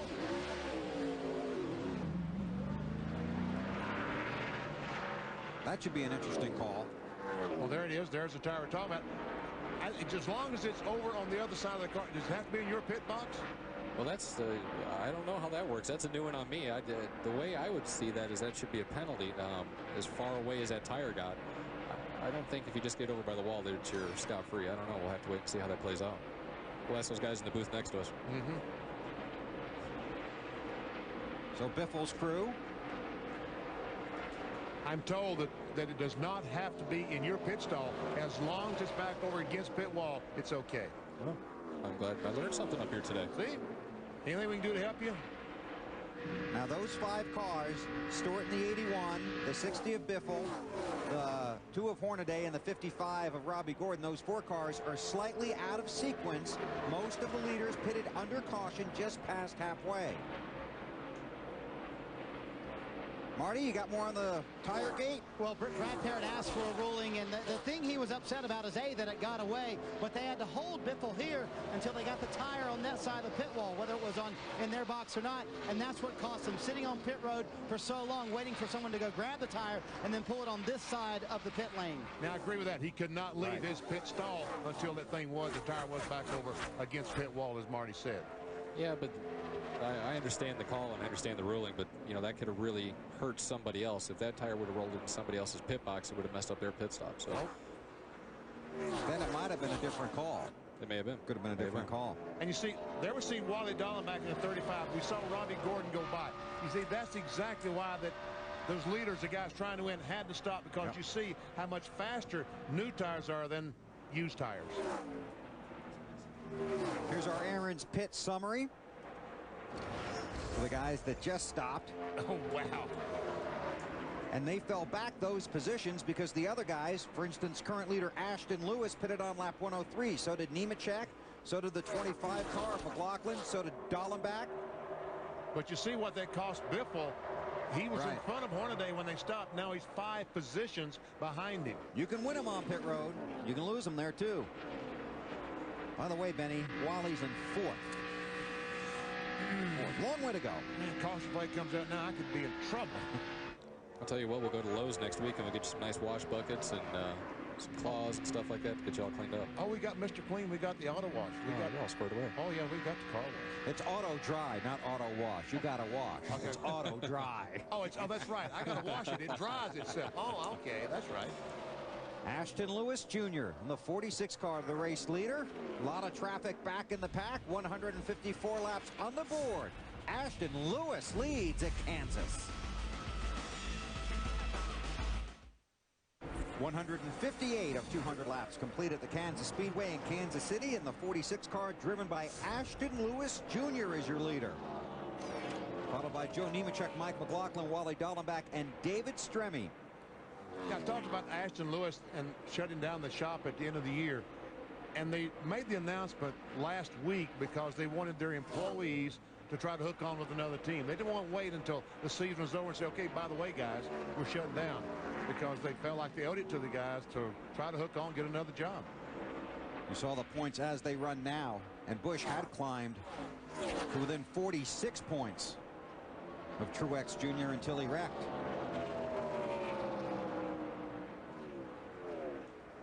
Wally Dallenbach currently running 4th on the racetrack, and he's going to head to pit road. Come on down. Come on. Bring it down. Bring it down. 2 pounds for it. Come on. Come on. Come on. 4,300 first gear. Come on down. Come on down. Bring it down. Bring it down. Come on. Halfway. This is going to be interesting to see what they do. This is lap 161 while they last pitted on 103. The same lap the current leader Ashton Lewis pitted. Dave Byrne. Coming in right now, they asked him what he needed. He said the car was a little bit tight in and on the throttle. They're going to make a wedge adjustment there on the left side of the rear window. They're going to change 4 tires for Wally and fill him full of fuel. He fought off several guys trying to pass him in that top 5, including Stremme, to keep his position. Now he's got to get it back.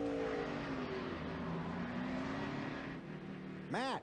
David Stremme, brand new race car, having a great run. They finally make their way to pit road. Track bar adjustment. Going to raise that 1 round. This will be a 4-tire change as well for Stremme. Meanwhile, everyone waiting for Nemechek to see if he's going to go no tires, 2 tires, or 4 tires when he pits in the next 6 to 7 laps. Expect to see Ashton Lewis Jr. in about 7 or 8 laps. What are you watching, Chad? I'm confused. Between the 8 and the 81, I'm having a heck of a time keeping track of who's who. Yeah, every time I look up, see that Bass Pro Shop's coming off turn 4. I think it's Tony, and I'm always wrong. That's the 81, so where is he now? Let's see, that's He's turn coming 4. Off the 4, okay. Yeah. And it looks like Hornaday's catching him. Hornaday in 10th, Tony in 9th. Did you see the brake dust on that 32 car when they took that right front tire off? They would use a lot of brake at a track like this to set the nose once they get down into the center of the corner. It actually will help the car turn. Just padding the brake just a little bit gets the front of the nose of the car down a little bit, helps get some aerodynamic effect on it. Tell you what, I'm impressed with this 8 car, how fast he's running, Marty. Yeah, BP Martin's pretty impressed too. He came on the radio after they went out and said, you know what, it's really not that bad. I'm kind of surprised at how this car is handling this team. Did a great job, as Bill has said a couple of times. 29 minutes. They had about 28 people working on that 8 car to get it back out. They did inform him the 5 had some problems, so he is aware of that. He knows this can still turn out to be a good day championship-wise for the 18. Greg Biffle and Robbie Gordon. It's off Gordon is 11. Turn 2 where it gets very narrow. Tell Robbie to keep his hands on the wheel. Did he wave to him? He was doing something to him. Biffle goes by. Gordon falls in behind. Marty? Bill, yes, he did wave to him. Robbie said, I'm just going to have to let him go. He's running me too hard, and I can't hold on to this thing. It's just too loose right now. That was Robbie Gordon. He did wave Greg Biffle by. Just slid up the racetrack there a little bit, and the nose swaying a little bit there as well. When Robbie Gordon, the cars are too loose. They go down in there, and you really just got to let the car go up the racetrack before you get violent with the steering wheel to turn it and make it go the other direction. Let the bank slow it down and lose some momentum before you start turning the steering wheel. It will snap loose on you in a place like this. It'll be very, very scary. So Lewis leads. Nemechek is second. What do you think he's going to do? Because you're going to be watching, when he's pitting, you're going to be watching the 81 of Tony Stewart to see where he's at on the track and how fast he comes around. Well, if we determine how far Nemechek can go on fuel, Nemechek's going to come about lap 170, maybe even 5 laps or so. I would bet that they just go ahead and do some fuel and go ahead and get back out there and try to stay ahead of Tony.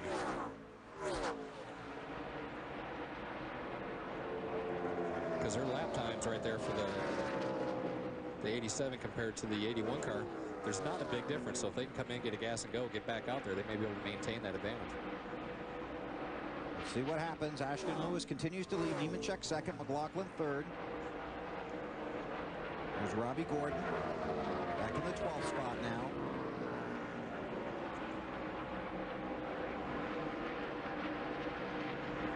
Never seen Nemechek. Talked to Gary Putnam this morning, crew chief on this 87 car, and he said they were struggling with fuel mileage. Not able to get very good fuel mileage at all, so he'll be coming in pretty soon. But you're right, with 32 laps to go, what is the strategy? Just fuel, tires, right sides, 4? We're going to find out. What are you doing, Chad? What are you going to do? Well, they're going to have to take tires. I didn't realize the 81 was right on his bumper like that, so he's already got his lap back, so he's going to have to take some tires now. So Nemechek makes the trip down pit road at 45 miles per hour. Matt? They're going to make a track bar adjustment, Bill, and also take some air pressure out of both front tires. He felt like running under those caution flag laps earlier, that it had hurt his front tires. The car had gone to the tight side, losing way too much time. Gary Putnam, the crew chief, had to call an audible. Earlier, he wanted to go no tires. He had to go with 4, Dave. Mike McLaughlin said he wants 2 tires, no changes to the car, right sides only, car full of fuel. Mike leaves. Good Marty. stop. J.J. Yeley is in for his final pit stop of the day. They have been made several stops, dropped a lug nut on the right front. It'll be 2 tires and fuel only for the 18 car at a tight car for most of the day. So some guys going for track position here with just 30 to go. Ashton Lewis stays out. And I had heard a report he was doing about lap 170. And we're working 171. But right behind Ashton Lewis is Tony Stewart. Dave, you got an update? 175 probably for Ashton Lewis. That was the conservative number thrown at me by the team, so maybe even a little longer. Wow. And he's riding out there hoping something's going to happen to help him, isn't he? Tony's about to catch him here and get his lap back. And right now, wouldn't it be ironic? Tony Stewart would be the lucky dog if the caution flag were to come out now. And he would be a lucky dog if that happened.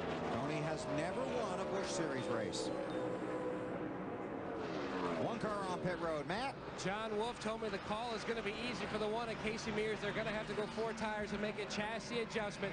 He said the car was just way too tight. They have battled a tight race car today. They've battled a transmission. He couldn't get it into gear. They finally fixed that. Working on a solid run today.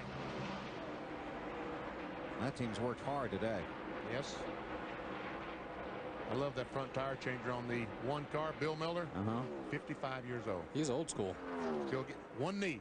Yeah, I remember getting the job done.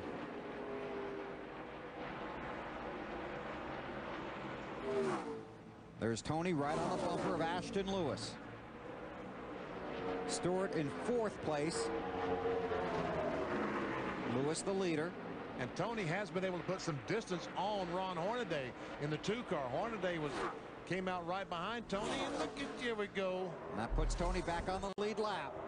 That's not the lead, that's just a lead lap. That's correct. Coming this time. Left side's on. Ashton Lewis's team radio, so he will pit this time. Left sides, why did he change lefts? Just because it's closer, faster stop? I missed that. Is that what he said he was going to do? Yeah, I guess they're just going to do that to try to get a faster stop. The left side tires have been wearing out a little bit more than the right sides for some guys here this weekend. Michael Waltrip on pit road in the 99 car. Dave?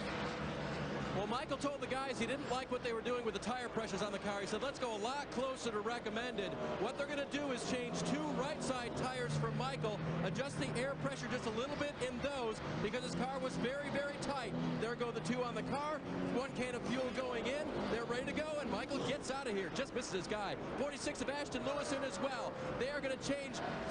Wow. I don't know. Did they change 2 left side tires? They did. They changed left sides on Ashton Lewis's car and filled him full of fuel. They don't never listen to me, do they? See, I wasn't the only one sleeping during that one. Oh. Uh-oh. There's a caution flag. That should be. A potential one. They got to throw the caution for that. That's on the backstretch. Watching the flag stand, listening to NASCAR. And Tony Stewart and those guys really caught a break that did not happen 10 or 15 laps ago. And Tony Stewart will be scored as your race leader. Now, Hornaday's going to be able to come in and change tires, isn't he? If he has a set left. Oh, yeah, he does, because I think 2 of these stops have been on the green today. Yeah, but he stopped under the first caution. Oh, what's all this? Ooh. Maybe that's where the debris came from. Wow. Whoa. That's Tony Stewart in the 81 and Mike Bliss in the 20. And both these guys drive for Joe Gibbs. Yep. Tony, this is not a Joe Gibbs car that Tony Stewart is driving now, but he drives tomorrow in the Nextel Cup, the Home Depot car. Tire rub looks okay. NASCAR has asked the drivers of cars 81 and 20 to settle down just a bit. There was something going on there when Ashton Lewis when Tony got back on the lead lap, and then Tony ran up on the 20. The magic of videotape, we'll see. That's right after he got his lap back. Mike's stuck his hand out the window there.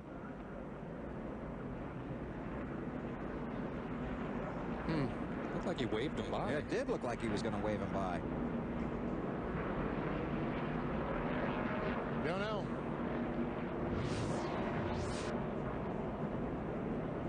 Meantime, Tony Stewart is now back in the lead.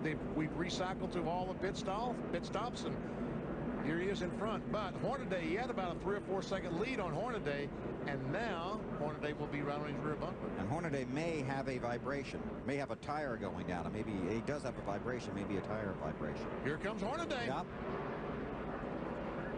Robbie Gordon. 24 laps to go. These drivers coming on the pit road. Mike McLaughlin, 25 car. Strimmy, 32. Matt. The caution came at a great time for Ron Hornaday. He was complaining of a vibration. They were talking about possibly pitting, and then the caution came out. 4-tire change for Hornaday. Remember, he did have a set left because NASCAR gave him an extra set because his first set was flat spotted, Dave. Matt, Wally had a set of tires left. The car was just a little bit tight, and he was back in the lead lap car. So, good time to pit. They will change 4, fill them full of fuel. These are scup tires with about 15 laps on them. They're going to be pretty good, Matt. Marty? Dave, Robbie Gordon already back off of pit road, came in running 6. He said, I'm so loose, I've got to pit, guys. 4 tires, 2 rounds down on the track bar for the 55 car. So working caution, lap 178. Tony Stewart, the race leader. What's going to happen in the final 23 laps? Strategy will play out when we come back to Kansas. Back at Kansas, the field has just gotten the 1 to go. Tony Stewart is scored as the race leader, Benny. Tony Stewart, BP, you got me? Yeah, Benny, go ahead. You know, in about 20 laps, you could get your first Busch Series victory. Yeah, it'd be pretty cool. It's a shame we got Mike Bliss out here being a hammerhead, so luckily we got him out of the way now so we can go on and try to win this thing. You got Ashton Lewis, unsponsored. You know how hungry he is, that car behind you. Well, I know my girlfriend's real good friends with him, and he needs a sponsor, so I can promise you he's going to be pretty hungry, and he's been pretty fast today, so we just got to go out and run our race. It's his job to worry about getting by us, not us worry about him getting by us that way. Good luck, Tony.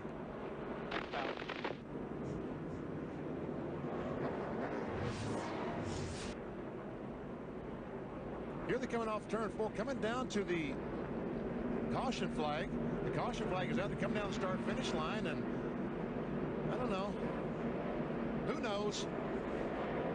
It'll be fun hearing about it later, though. There's going to be a talk, I promise you that. Oh, yeah. All right, 21 laps to go. Those 2 guys will talk along with Joe Ballish, the Busch Series director. Yeah, oh, yeah, most definitely. They'll be talking to him. Tony Stewart, Ashton Lewis Jr., Greg Biffle, Nemechek, Jason Keller. Green is out of Kansas. Boy, Tony gets a great jump on Ashton Lewis in 46. These 2 left side tires might be hurting him right now. Yeah. Tony took 4 tires on his last stop. The 46 only took 2, Dave. And they took left side, so I just checked with Charlie Lewis on that, the crew chief for Ashton's car. Said, why 2 left sides? He said that is the adjustment we wanted. We didn't want to take on 4, but we wanted the fresh tires on the left side of the car. And Nemechek goes by both of them. He goes by 46 of Ashton Lewis and the 60 of Biffle and takes over the second position. Well, that's a mess right there's there. a wreck. 3 wide. Jeez. They somehow didn't wreck. Yet. Hornaday to the inside. Poor Blake. Can you imagine being the sandwich between Hornaday and Robbie Gordon? Talking about 0-0, Blake Feast. He's had an eventful day. There's Wally on the move. The 35 car. There's Blake Feast in the 0-0.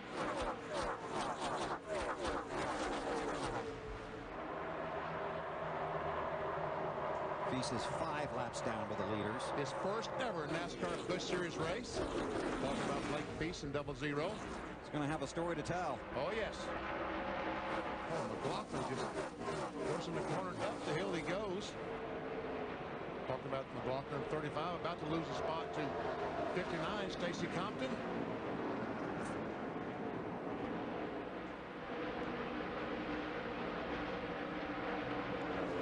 There's the battle for second. Biffle in the 60, Nemechek in the 87. Nemechek in second, Biffle trying to get it. Doesn't for now.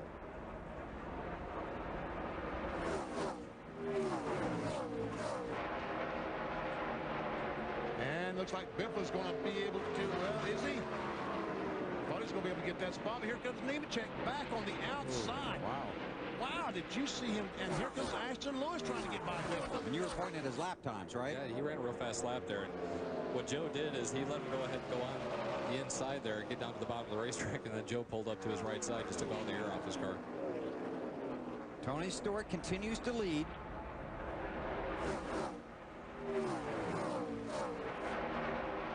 Looks like the Biffle car, the 60 car right now is not too good. It was 10th spot. Wally dialing back 35 on the inside of Michael Waltrip, and got it. At the back of Wally's car. So what do you do for 10th? Nothing. He washes my car. Oh, he does wash your car? Yeah. He's not in the top 5. Exactly. Wow. Yeah.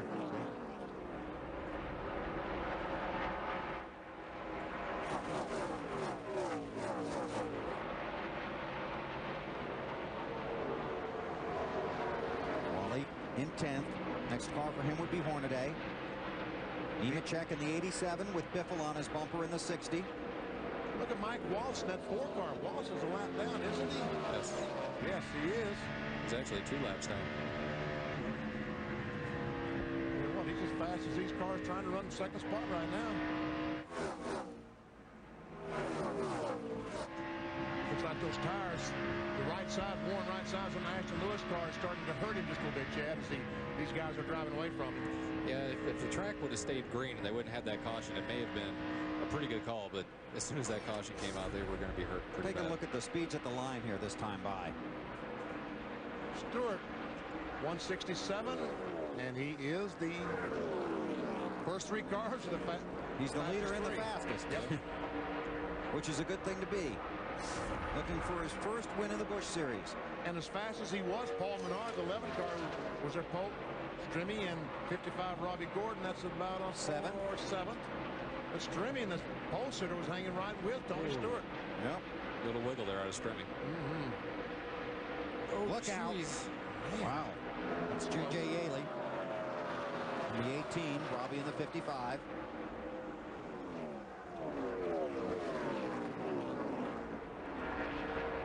Oh, wow. Is Robbie Gordon loose or what? Said he had to pit last time because his car was handling so poorly. Marty, Robbie talking? Oh, yeah, he's talking. You better believe he's talking. And BP's right. He is loose, and a few other words interjected in there. So loose, he said, I can't touch the throttle in the middle of the corner. I've had to wait on it so long. Everybody's beating me. Well, that makes it hard to hang on to. Because the natural thing is to get back in the gas. But it does make it so much easier when you're by yourself. You don't have all those cars right behind you on the side of you. Yeah, it's a track like this where you depend so much on aerodynamics. If your car is loose and you don't have a lot of downforce on it, it is scary to handle. Robbie's one of those guys that he'll hang it out there and he'll drive it for his work. How to make friends and influence competition, huh? You said that. Robbie went to victory lane at Richmond in that 55 car. Runs that out of his own shop. 10 to go with Stewart in the lead.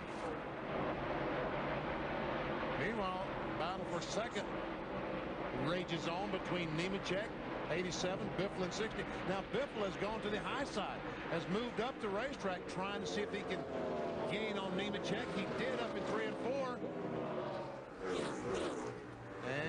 And looks like he might. Caution is out. Uh-oh. Is that Gordon? Yep. Robbie Gordon brushed the wall. He did more than brush. Oh, he sure did. Yeah. Hey, guess what? He didn't brush it, Billy. He hit it. Yeah. You know why? Why? He was loose? There, you got it. Yep. He hung on to it as long as he could. I don't know where he hit, but he hit a ton.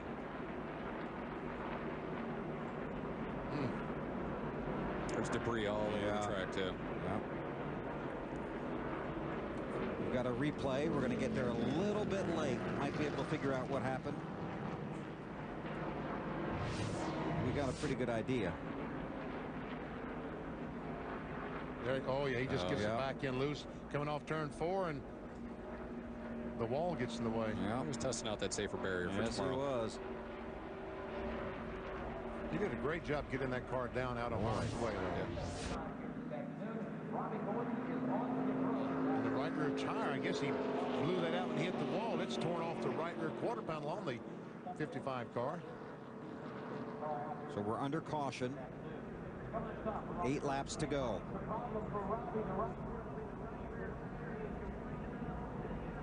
It'll be interesting to see how much cleanup they have from this. They just went and put about 4 rounds of wedge in the back of that thing. Try and help it out. So under caution with Tony Stewart leading. We'll come back for the green flag and the checkered flag. You're watching the NASCAR Busch Series on TNT. 4 laps of 200 on the board. Tony Stewart leads. We get pit strategy from Dave B. And that is with Pete Rondeau right now, crew chief for Tony. All right, restart last time. You had the 46 behind you. Now you're going to have the 87 and 60. Is Tony showing what he has yet, or has he got a little bit left for him? I think he's showing about everything he has. He's been pretty good on it after they throw the green flag, so I think we'll be okay. With these few laps to go, has he got the car right where he wants it, or has he been wishing he had a little bit more something adjustment-wise? No, right now he said it's all good. Said everything's pretty good right now. All right, sounding good down here. Marty, how about your side? Matt? Dave, Gary Putnam has the 87 car in their best position all year, working on your first top 5. You're hoping for a win. You have the shot, but do you have the car now, Gary? Well, I think we got a shot at it. I mean, Cellular 1 Chevrolet has been good all day long. I think the 81 car has been pretty much the class of the field, but he's got about 20 laps more on his tires than we do, so we got to get a good restart here. Joe Nemechek's the restart king, so we'll see what happens. Joe hasn't won since Dover 2003. In fact, Gary Putnam, who replaced Brian Patty on this team as a crew chief, has never won in Cup or Busch. His last win as a crew chief came back in 1994 at Thompson in the modifieds. Let's try Hey, Wally BP, you got me? You're right. Sure. Wally, I'm looking at the scoring monitor and it shows you 10th. You know, you're washing cars at 10th. Can you get up to 5th? Yeah, I know, BP. Well, I'm going to do the best I can to get there. How's the car right now? It's pretty good. You know, there's different guys on different sets of tires. Track is very tight right now, so hopefully I can sneak by a couple of these guys on the restart and hold the guys off behind me. Okay, 1 to go. Get ready. Watch your inside there. Here's your race recap. Trouble started early. Lap 3, Ron Hornaday in the 2, and championship leader Martin Truex Jr. into the wall, behind the wall for 29 minutes, then came back out. On lap 47, currently scored in the 30th position. On lap 48, Tony Stewart inside of Casey Kane and goes to the lead. Lap 67, pit stops. The 21 car for the young guy. Miller slides through his stall. And then Clinton Boyer, the 21 car, smacks it all up. I was just correcting you there, Bill. That's right. I'm glad you jumped in there. On lap 81, the big one. Kyle Busch, who came in second in the championship standings and had closed within 46 points. Halfway, David Green, defending champion of this race, blows up. He's done for the day. Lap 106, Kyle Busch back out on the track. And then Matt Kenseth, the 9 car, off turn 2, just loses control, goes down, hits the inside wall, and Mike Bliss, the 20, hit the 9 as he was spinning. And then under caution, Mike Bliss in the 20 and Tony Stewart in the 81 with a disagreement. That's 192. Robbie Gordon brings out the most recent caution. Be a 4-lap dash to the finish. Tony Stewart takes the green. Nemechek second, Biffle third, Lewis fourth, and Jason Keller in fifth. All right, let's see if Nemechek has anything for the 81 car today. It doesn't look like he's not closing up on him. That's not to say he's not going to. First corner, you thought that Nemechek might run in on the back bumper. Didn't happen. It's not looking good. Stewart has been strong all day. Started 11th. This is his 40th start in the Busch Series. Looking for his first win, 3 to go.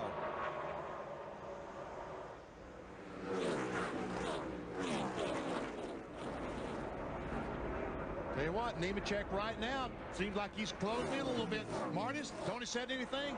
Not a word, BP. Very happy with the car. And I talked to him before he got in the race car and asked him how bad he wanted a Busch Series win. He said, really bad. He said, I've raced in all kinds of series, and the only 2 I have not won in sports cars and the Busch Series. And here comes Nemechek. He pulled up behind the 81 going in 3. Got him a little bit loose, and I thought he had him, but Tony able to stay back in front. 2 to go. Nemechek's going to try it on the outside now. Drives up on the outside of Tony Stewart.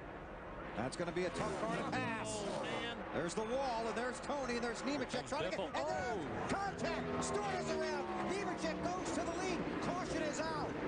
The field is frozen. Oh, look out. Wally just barely missed him on the inside.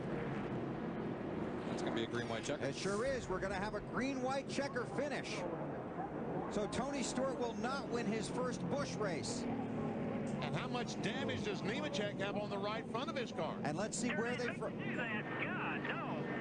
He pinched me up in the wall. The radio of Joe Nemechek. Pinched him. Pinched him up in the wall. He's got a lot of damage on the hood. Yes, he does. Under rules modified this year, NASCAR has instituted a green-white checkered finish in both the Busch Series and Nextel Cup. If the field comes to the yellow flag at the conclusion of the scheduled distance, the race can be extended for a one-time only attempt to finish under the green in a green flag, white flag, checkered flag finish. That's what we're looking at here. I see the neck brace up on the top of that car. I don't think I would read too much into that. I think they just... Tony Stewart's helmet is off, and I think he's going to get out of the car. One of those track workers might need it if Tony gets a hold of him. Yeah. He'll be upset. Yeah, here he comes. So it looks like he's going to be okay. Thank goodness. That's one of the things that's scary about these guys running in the Busch Series, the race on Sunday, and are battling for the championship. And that's one of the things that we're going to have to face next week when we're racing at Lowe's Motor Speedway. Bobby Labonte comes to mind at Darlington. Sure. Got injured in a Busch race there. There's Tony climbing out of the ride.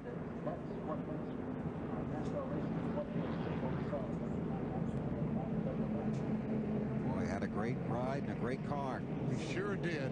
And when he got that good restart, I thought maybe he had the things under control. But all of a sudden, Nemechek able to come right back on the back of him. Hoss Berry there, NASCAR official, talking to Tony. He definitely lost a lot of speed after Sure they took did. the green. I don't know, maybe he had a tire going down or got some buildup on there or something, but something wasn't working out for him. I'll walk to the ambulance for the mandatory ride to the infield care center. Let's watch and see what happened. First from upstairs. Going down to turn 1, Nemechek decides he's going to try it on the outside and gets a good run on Tony. But Tony clears him.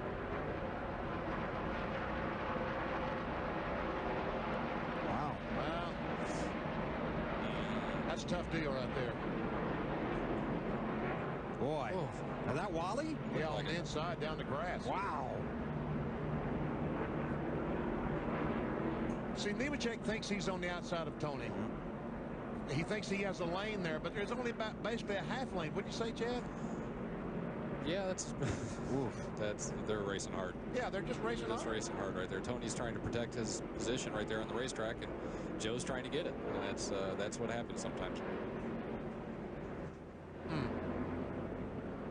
So Tony Stewart will watch Wally go by.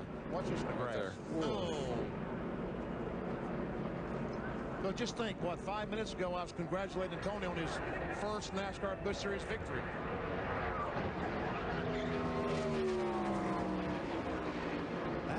That's a wild ride right there. Yeah, that's scary coming back through all that traffic. And here's the one you've been waiting for. On board with Wally Dallenbach. Get on the bottom here. Get on the bottom. Come on the bottom. Hard on the bottom. Hard on the bottom. Good job, Wally. Hang on to it. Hang on to it, buddy. That Hornaday just hit the wall there. Yeah.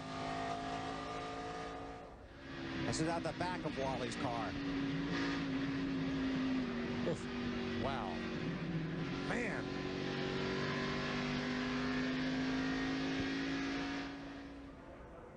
Once more. Down the backstretch. That was with 2 to go.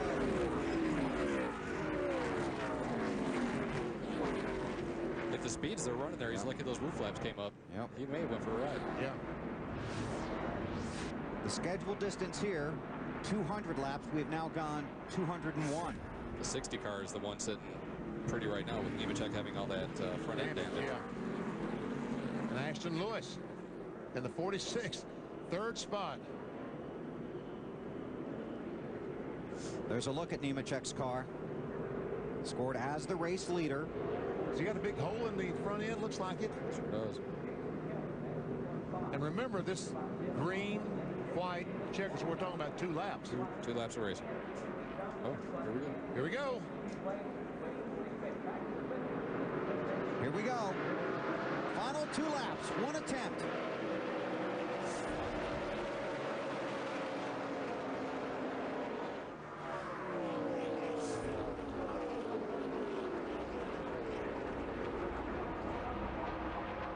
Nemechek followed by Biffle down the backstretch. Really good restart by Nemechek. Especially under the conditions. You have to wonder, what the suspension feels like in that car. All right, here we go. White flag, this time by, but here comes Biffle trying to close in. Joe's definitely going to make it work for it if he does get to him. I can promise you that. Last lap.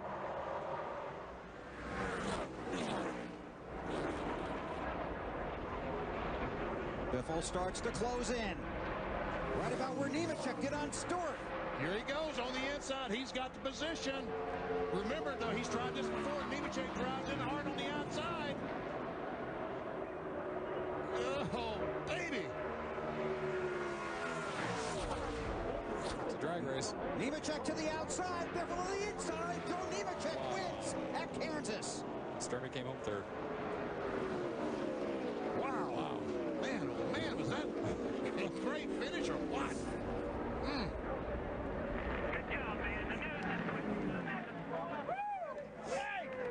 He did just what you said, BP. He came back on the outside. Yeah. Got him.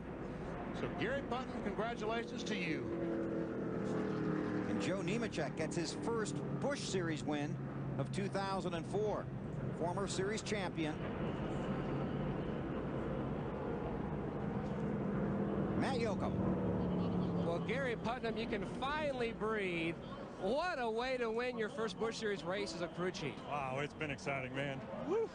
This Celia 1 Chevrolet, Joe Nemechek, all these guys. I mean, this is a whole new team. I mean, after the other crew chief left, I mean, pretty much all the guys left, and we've rebuilt, and this is really special. I mean, it's been a long time coming for me personally and for this team. It's a great job for Celia 1 and all these guys. What were you thinking when you saw Biffle make his move, knowing he had some cosmetic damage in the front of that car? Yeah, it was a lot tighter there at the end, but just hate it ended like that. I mean, it was a great race for all the fans, but man, we were on the outside of Tony there, and he just come up just a little too far. I mean, Joe feels horrible about that. I mean, we didn't want to win a race like that, but man, I guess you take them any way you can.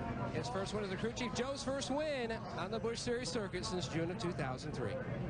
And Matt, his 16th career win in the series, and this his 250th start in the Busch Series. And this is our mobile command performance. And this is Nemechek holding off Greg Biffle on the final lap. Biffle to the inside in the 60 car. But Benny, like you said, Nemechek going to drive it in there hard. When he drives on the outside, he just doesn't let Biffle go up the hill like he needs to off turn 4 and gives him the run down the start-finish line. And Joe Nemechek headed for victory lane, the 14th different race winner in the Busch Series in 2004. And Nemechek is enjoying it with the backwards victory lap and now heads down pit road. We attempted to get a post-race interview with Tony Stewart. He declined our invitation. Going to take a few minutes to relax after that tough hit on the backstretch. And obviously disappointed about not heading for victory lane.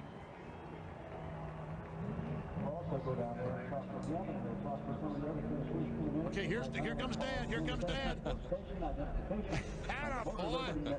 That's John Hunter, I think. Yep, Joe Nemechek's son. Named after Joe's brother, John. Right.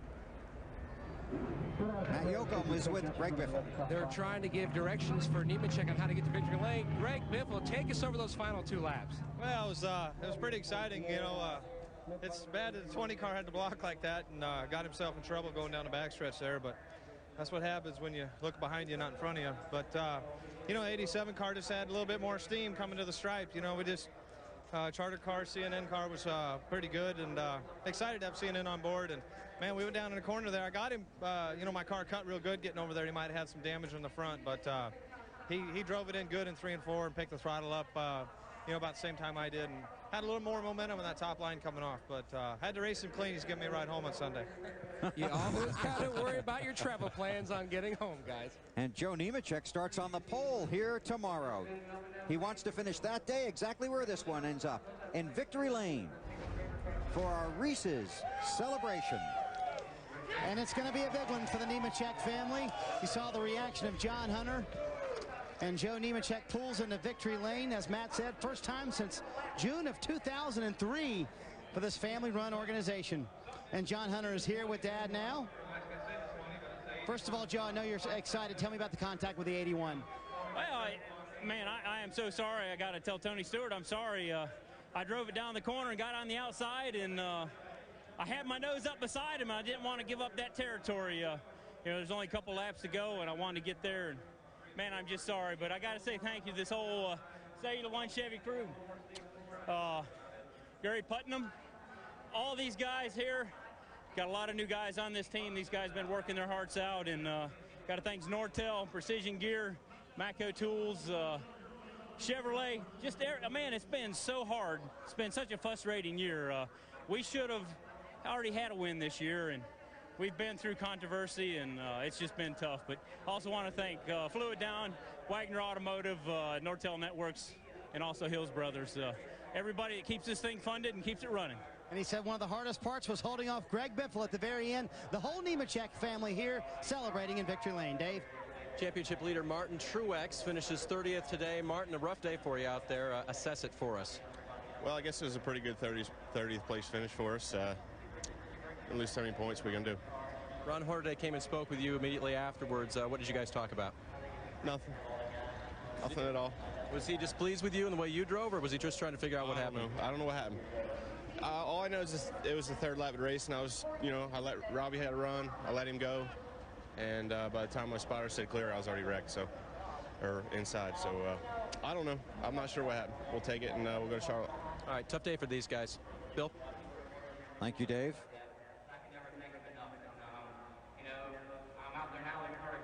So Joe Nemechek goes to victory lane, celebrates his first win in the Busch Series in 2004. Back to Kansas in a moment.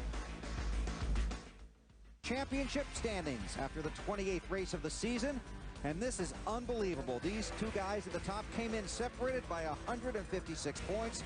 Truex involved in the early wreck, then Busch knocked out of the race, fought their way back in. The difference, just 149. Wild. Dave Burns. Kyle Busch joins us at the back of the hauler now. Kyle, guys put Humpty Dumpty back together again, and you drove it to 29th. How was that? Yeah, it was a pretty good line, but it was going to be either a bad day or a good day. You know, running in the back there, we could have got ourselves caught up in something real early without the 8 getting in any trouble and lost a lot of points. Or, you know, since the 8 did have trouble, we could have gained a lot of points on them. But, you know, all in all, I guess we always seem to be able to come out equal. Doesn't matter what happens. But, you know, it's a shame. The Lowe Chevrolet was really, really good in the beginning part of the race and all through that. And I guess somebody just got loose on the bottom, it looked like to me, and, you know, just couldn't quite hang on to it. And I thought I had it missed. I cranked on the wheel and got underneath them, and I don't know if I overcorrected or what, but it spun back around the other way. Good recovery for Kyle today. Matt? David Sturming finishes 3rd. Now, do you even begin to describe the wildness? You said it's been going on all day. Yeah, I mean, at the beginning of the race, we were up front and had pretty good track position, but we had some lugness that were left loose. We had to go to the back, and in both Happy Hours, Cup and Busch, there was not even a second lane. Now all of a sudden there was like 3 lanes, and everybody's all around, but our guys gave us a really good car. The whole trim spot team's been doing pretty good, and it's just been an up and down season. We had a good car at Dover, and we screwed it up for the race, but we come back here to Kansas. Never turned a lap here till this weekend, and I think we do a lot better when I go to places I've never been. I don't know if I just don't know where I'm supposed to run or what the deal is, but everybody's doing a great job on this team. Ernie Elliott gave us a great motor, and we'll just keep going. 11th new racetrack this year, scores a top 5 finish. Thanks, Matt. Take a look at the unofficial results from Kansas. Joe Nemechek with the win after the contact with Tony Stewart. And Ashton Lewis, that great finish. Hornaday comes back to finish in 5th spot after that crash at the 3rd lap. And Wally, 10th spot. At least don't have to wash a car. Michael Waltrip came home 12th. Kenny Wallace, the last car on the lead lap. Pole sitter Paul Menard, 17th. And Brandon Miller, 29 car, his first race for Childress, just 1 lap down in 16th. And these are some of the guys that had a disappointing day, including Kyle Busch and Mark Truex Jr. All right, and of course Tony is 5 laps down because the race went past the 200 lap mark. Our thanks to Jimmy Johnson for joining us and to crew chief Chad Knaus. Big race here tomorrow, 400 miles. You got a good starting spot. Yeah, I'm looking forward to it. This is one of our favorite racetracks. We've got the Lowe Chevrolet running pretty good. All right, we'll see you tomorrow, 1:30 Eastern time for our coverage of the Banquet 400. Begins with the Discover Card Countdown to Green. Next on TNT, the world's most dramatic police chases. Thanks for having us in for the race. Nemechek wins at Kansas.